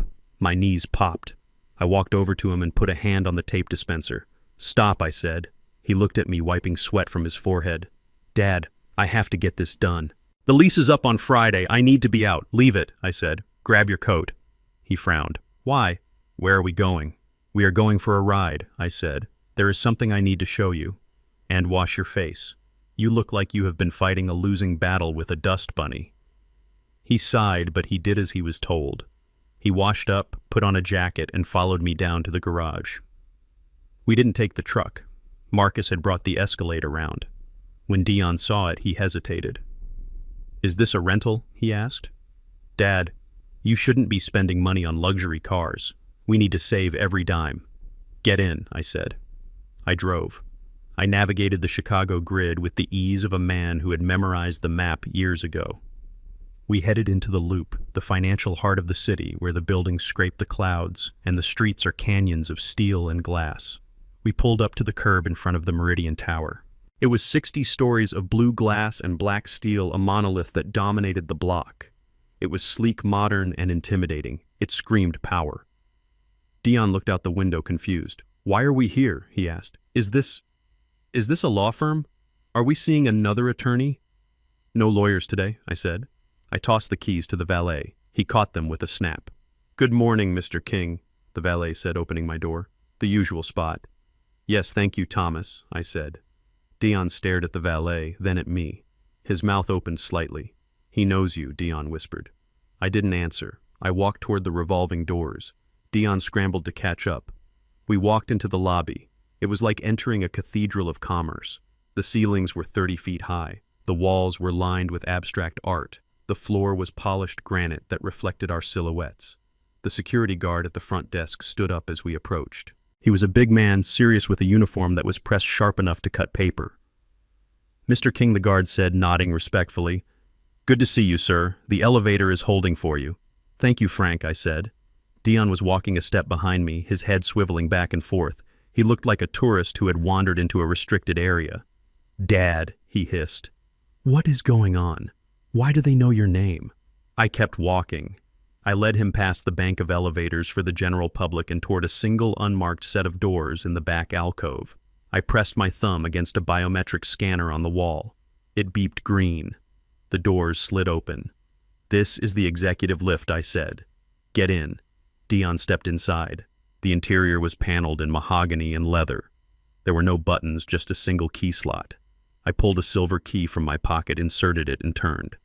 The elevator began to rise. It moved fast, smooth as silk. Dion was staring at me. He looked scared. "Dad, are we trespassing? Did you clean this building or something? Did you work here back in the day?" I watched the floor numbers tick up on the digital display. 40.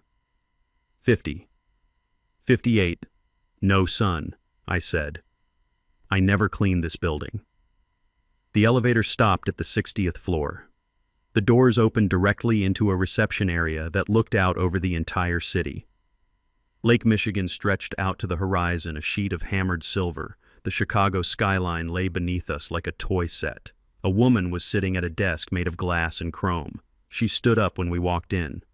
"Mr. King," she said, smiling. "Welcome back. I have the quarterly reports ready for you on your desk, and the property manager from the West Wing is waiting for your call." "Thank you, Jessica," I said. "Hold my calls for an hour. I am with my son." "Yes, sir." I walked past her desk and pushed open the double doors to the corner office. It was massive. A fireplace crackled in the corner. A conference table sat near the window. And behind a desk that looked like the cockpit of a spaceship, there was a chair that looked out over the world. I walked over to the chair and sat down. It fit me perfectly. Dion was standing in the doorway. He looked at the room. He looked at the view. He looked at me. "Dad," he whispered, "whose office is this?" I spun the chair around to face him. I rested my elbows on the desk and steepled my fingers. "It is mine, Dion." He shook his head, a nervous laugh escaping his lips. "What?" "No, Dad, this is the Meridian Tower. This is one of the most expensive buildings in Chicago. I know, I said. I bought it 5 years ago. Dion stumbled forward. He grabbed the back of a guest chair to steady himself. You bought it. I formed a holding company. I explained, my voice calm and steady. K Group Holdings. The K stands for King. I diversified the timber profits in 2019. Real estate seemed like a stable place to park the surplus capital. Surplus capital. Dion choked out. Dad, you drive a truck with a different colored door. You wear overalls. You ate beans out of a can with me last night.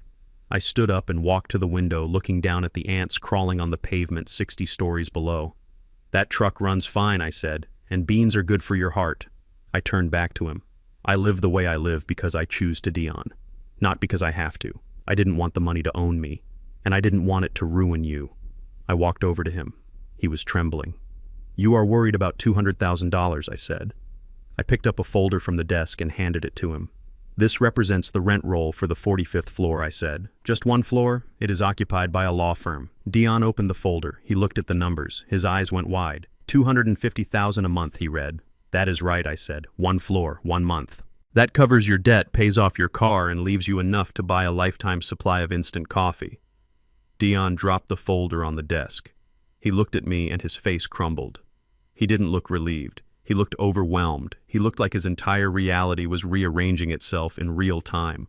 Why, he asked, his voice cracking. Why did you let me suffer? Why did you let me almost ruin my life? Why did you let Tiffany treat you like dirt? You could have bought and sold her whole family 100 times over. I agreed. I could have written a check the day you told me about the debt. I could have paid off your cards. I could have bought you a house. I took a step closer. But if I had done that, Dion, you never would have learned. You would have married her. You would have let her drain you dry because you would have thought there was always more water in the well.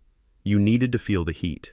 You needed to see the fire to know that you could get burned. I put my hands on his shoulders. And you needed to see her. You needed to see who she was when the money ran out. If I had bailed you out, she would still be playing the loving fiancé. You would be married to a monster right now. Dion looked down. Tears were running down his face, dripping onto his cheap t-shirt. I feel so stupid, he whispered. I feel like a child.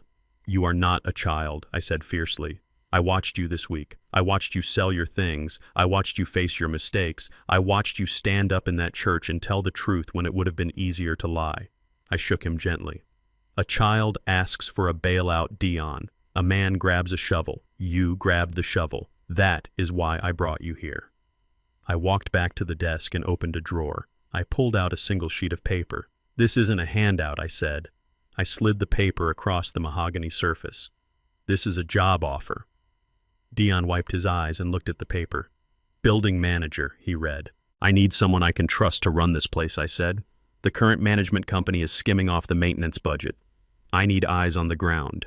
I need someone who knows architecture, who knows structures, who knows how to spot a crack in the foundation before the whole thing comes down. I looked at him. The salary is on the bottom line. Dion looked. $300,000 a year, he whispered. Dad, It is a job, I interrupted. You will earn every penny. You will deal with tenants. You will handle repairs. You will work long hours. And you will use your first year's salary to pay off your own debts. I am not paying them for you. You are paying them. With work. Dion looked up at me. He wasn't crying because he was saved. He wasn't crying because he was rich. He was crying because he saw me. He really saw me. He saw the years of silence. He saw the discipline. He saw the love that was strong enough to let him fall so that he could learn how to stand up. You did all this, he said, his voice shaking. You hid all this. Just to make sure I turned out okay. I didn't hide it to test you, son, I said. I hid it to protect you. Wealth is a heavy coat, Dion. If you put it on before you are strong enough to carry it, it will crush you. I smiled at him. But I think you are strong enough now.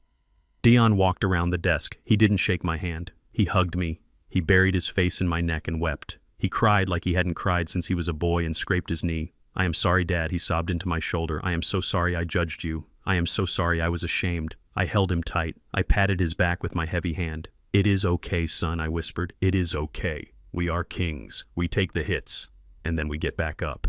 He pulled away, wiping his face, trying to compose himself. He looked at the view of the city, at the empire spreading out below us. so he said, a small, wet smile touching his lips. "You own the building." "I do," I said. "Does that mean I can get my espresso machine back?" I laughed, a deep belly laugh that filled the room. "No," I said. "You sold it. That is gone. But there is a coffee shop in the lobby. I think I can get you a discount." Dion laughed too. It was a sound of release of freedom. He looked at the contract again. He picked up a pen from the desk. He didn't hesitate. He signed his name. Dion King. He handed it back to me. "I won't let you down, Dad." "I know," I said. I looked at my son. He was broke. He was single. He was starting over. But he was a man. And that was worth more than every square foot of glass and steel in Chicago.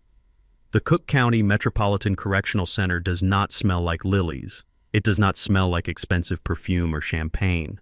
It smells of industrial disinfectant cold steel and the sweat of people who have realized too late that they are not as smart as they thought they were. I walked through the security checkpoint wearing my charcoal suit.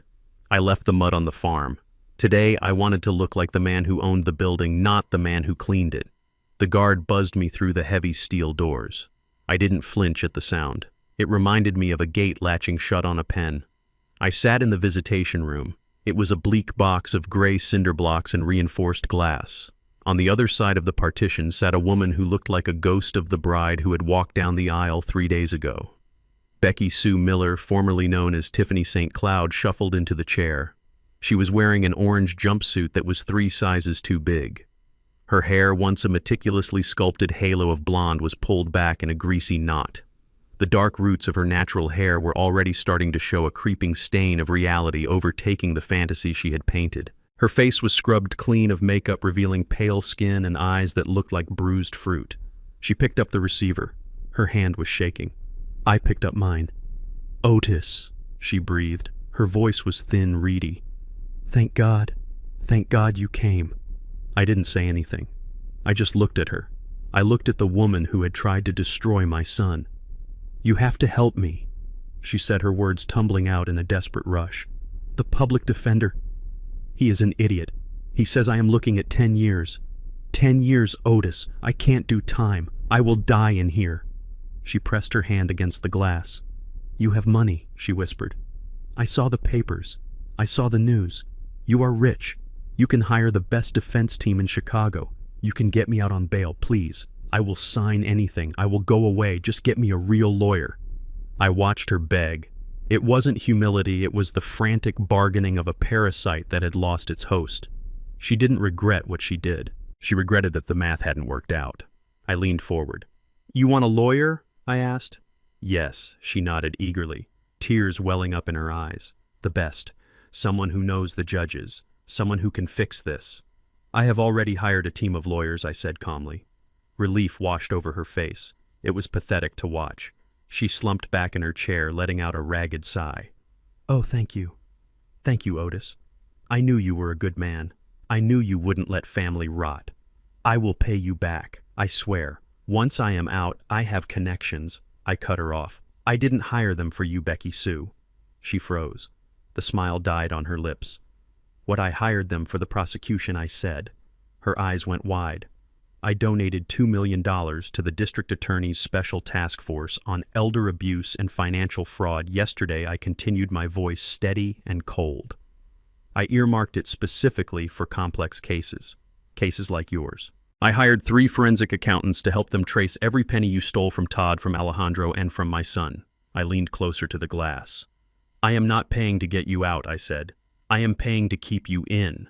She stared at me, her mouth opening and closing like a fish on a dock. You can't do that," she stammered. "That is vindictive." "No," I said. "That is investment. I am investing in the safety of every man you might meet in the future. I am buying their freedom with your confinement. You are a monster," she hissed, her face twisting into the ugly mask I had seen in the penthouse. "You are a cruel, evil old man." I smiled. It was a genuine smile. "I am a father," I said, "and a father protects his own. You tried to eat my boy. Now you are going to starve." I stood up. "I could buy this prison, Becky Sue," I said, looking around the bleak room. "I could buy the land it sits on, but I think I will just let the taxpayers handle you. They are getting a bargain." She started screaming then. She slammed the receiver against the glass. She shouted curses that would make a sailor blush. The guards moved in, pulling her back from the partition. She kicked and thrashed an animal caught in a snare. I hung up the phone. I didn't look back. I walked out of the prison and into the sunlight. The air smelled of exhaust and city grit, but to me, it smelled like victory. The wheels of justice turn slow, they say, but with enough grease they can spin pretty fast. And I had plenty of grease. The trials were swift, they were brutal, and they were public. Richard St. Cloud's trial was first. It wasn't a trial so much as a dissection. The evidence I had provided, the recordings, the photos, the fake contracts, was insurmountable. But what really nailed his coffin shut was the testimony of his investors. The people he had charmed at the rehearsal dinner turned on him like a pack of wolves. Lorenzo Rossi didn't testify. He just sat in the back row smiling, watching Richard sweat.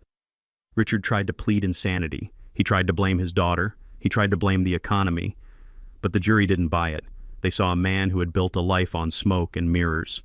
When the judge read the sentence, Richard collapsed. 10 years in federal prison, no parole, asset forfeiture, restitution.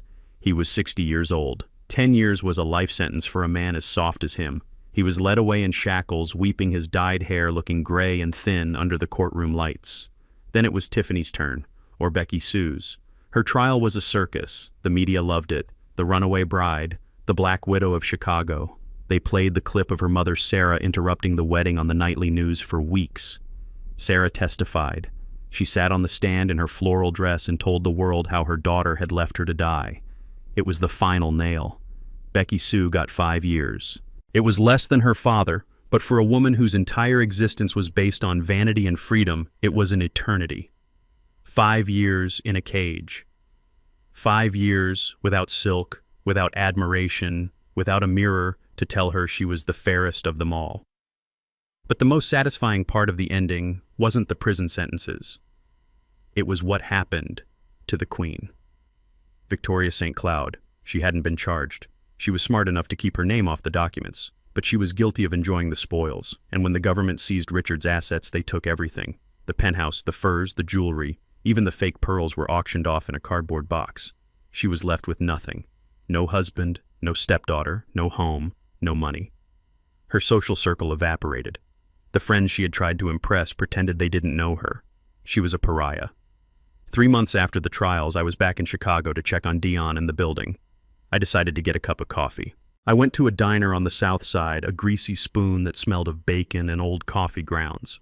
It was the kind of place Victoria St. Cloud would have sneered at from the window of her limousine. I sat at the counter. The place was busy. The clatter of plates was deafening. "Coffee black," I said to the waitress who came over. She was wiping the counter with a gray rag. Her uniform was stained with ketchup. Her hair was pulled back in a hairnet. She looked exhausted.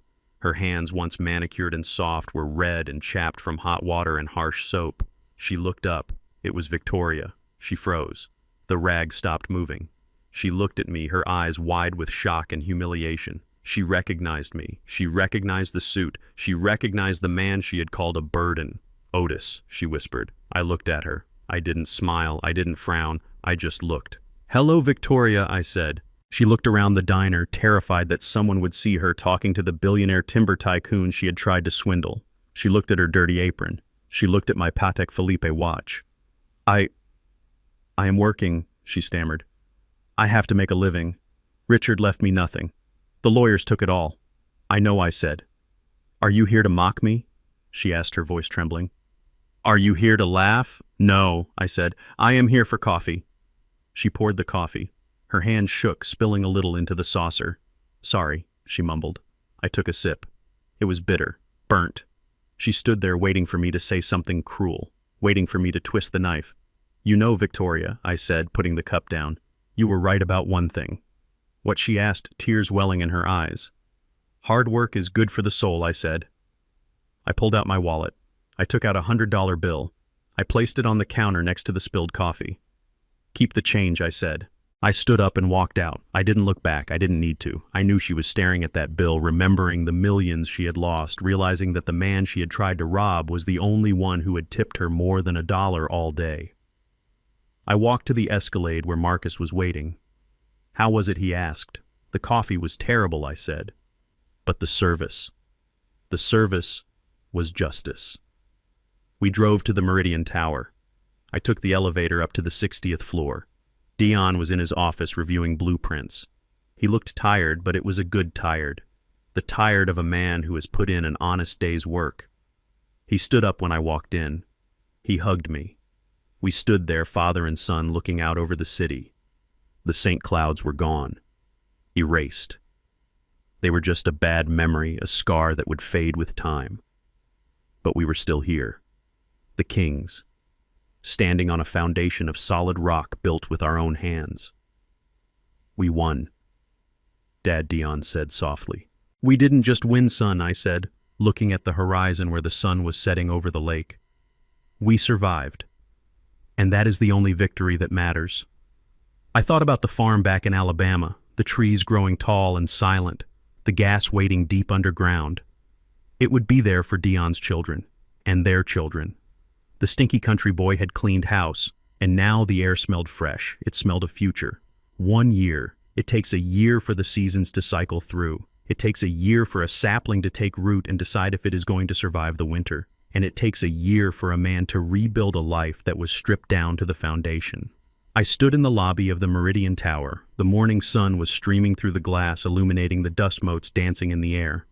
I wasn't wearing the polyester suit today. I was wearing clean jeans, a pressed button-down shirt, and my good boots. I didn't look like a tycoon, but I didn't look like a beggar either. I just looked like a man who was comfortable in his own skin. Dion was waiting for me by the maintenance elevator. He looked different. The soft, doughy look of easy living was gone from his face. He was leaner. His hands, once manicured and soft, were rougher now. There was a smear of grease on his cheek and a pencil tucked behind his ear. He was wearing a utility belt. He looked like a man who worked for a living. "Hey, Dad," he said, wiping his hands on a rag. "Right on time."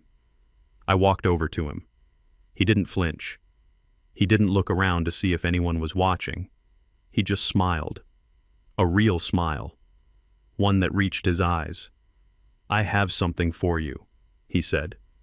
He reached into his back pocket and pulled out an envelope. It was thin. He handed it to me. I opened it. Inside was a cashier's check. It was for the final installment of the debt he owed. Every penny of the $200,000 plus interest. He had paid it off in 12 months. He had worked double shifts. He had managed the building by day and drafted freelance blueprints by night. He had sold his car and taken the train. He had eaten ramen noodles and saved every dime. I looked at the check, then at him. "You are clear, son," I said. "You are free." Dion let out a breath he seemed to have been holding for a year. He leaned against the wall, his shoulders dropping. "It feels good," he said. "It feels light." "It is the lightest feeling in the world," I agreed. Owning yourself. Just then the front doors opened. A woman walked in. She wasn't wearing designer silk or red-bottomed heels. She was wearing a simple sundress and sandals. She had a canvas tote bag over her shoulder, and she was carrying 2 paper cups of coffee. Her hair was pulled back in a messy bun, and she wasn't wearing a lick of makeup. She saw Dion, and her face lit up. It wasn't the hungry, predatory look Tiffany used to give him. It was warm. It was safe. "Hey," she called out. "I brought caffeine." "The good stuff." Dion smiled at her. It was a look of pure adoration. "Dad," he said, "I want you to meet Elena. She teaches art at the community center down the street. She volunteers on weekends." Elena walked over. She didn't look at my shoes. She didn't wrinkle her nose. She extended a hand that had paint under the fingernails. "Mr. King," she said, "it is so nice to meet you. Dion talks about you all the time. He says you are the smartest man he knows." I shook her hand. It was a strong grip. "He tells lies," I said, winking at her, "but I am glad to meet you, Elena." She handed me a coffee. "Black 2 sugars," she said. "Dion said that is how you take it." "Thank you," I said. I watched them together. They laughed about something small, something intimate. She touched his arm not to claim him, but just to connect. She didn't know he was the heir to a $50 million fortune. She didn't know his father owned the building she was standing in. She just knew he was the building manager, a guy who worked hard and made her laugh. She loved him for him, not for what he could give her. I realized then that my work here was done. The poison was gone. The wound had healed. The tree was growing straight again. I stayed for lunch. We sat on a bench in the park across the street eating sandwiches Elena had made. We talked about art, about the weather, about nothing important, and it was the best meal I had eaten in Chicago. When it was time to go, Dion walked me to the Escalade where Marcus was waiting. "You are going back today?" Dion asked. "Yeah," I said. "The timber needs checking, and I miss my porch." Dion nodded. He looked up at the Meridian Tower, his masterpiece of management. "I will come down next month," he said. "Elena wants to see the farm. She wants to paint the landscape." "Bring her," I said. "There is plenty of room." I opened the car door. I paused and looked at my son. "I am proud of you, Dion," I said. "Not because you paid the money, but because you didn't break." He swallowed hard, fighting back emotion. "I had a good teacher," he said, "even if he did smell like manure sometimes." I laughed. "That is the smell of money, boy. Don't you forget it." I got in the car. Marcus pulled away from the curb. I watched my son in the rearview mirror until he was just a speck in the canyon of the city. He turned and walked back toward Elena. He looked happy. The flight back to Alabama was smooth. I slept the whole way. I dreamed of pine trees and quiet rivers. When Silas picked me up at the airfield, he didn't ask how it went. He just handed me a report on the gas yields. They were up.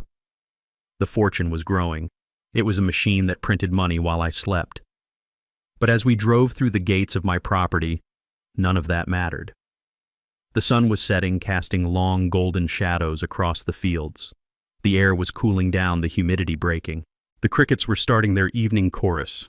I had the driver drop me off at the main house. I walked up the steps to the porch. My old rocking chair was waiting for me.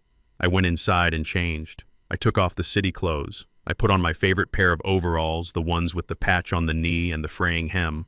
I put on my old flannel shirt, soft from 1,000 washes. I slipped my feet into my work boots. I went back out to the porch and sat down.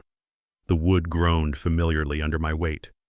I poured myself a glass of sweet tea. I looked out over my land. 2,000 acres, millions of dollars of timber, billions of cubic feet of gas. It was an empire, but it was a quiet empire. It didn't shout. It didn't need to be polished or paraded. It just was. I thought about Richard St. Cloud sitting in a cell wearing a jumpsuit that wasn't tailored. I thought about Tiffany eating prison food, her beauty fading under the harsh fluorescent lights.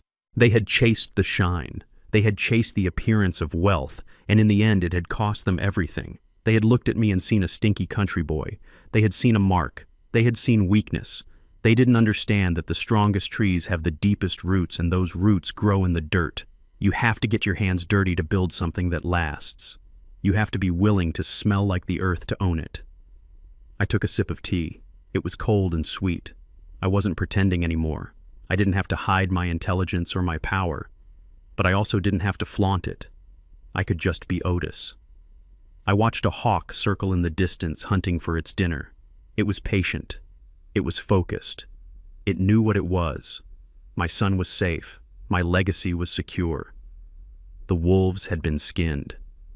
I leaned back in the chair and closed my eyes, listening to the wind rustle through the million-dollar trees. It was the most beautiful sound in the world. It sounded like freedom. True wealth isn't loud. It doesn't need designer labels or validation from shallow people. My son learned that the hardest way possible by almost losing his soul to a mirage of glitter and gold. Never underestimate the quiet ones, the ones with dirt under their fingernails and calluses on their hands. We built the foundations you stand on. Respect isn't about what you drive, but how you treat the waiter, the janitor, and yes, the stinky country boy. Because in the end, integrity is the only currency that never devaluates. Protect your family, trust your gut, and never let arrogance blind you to the truth.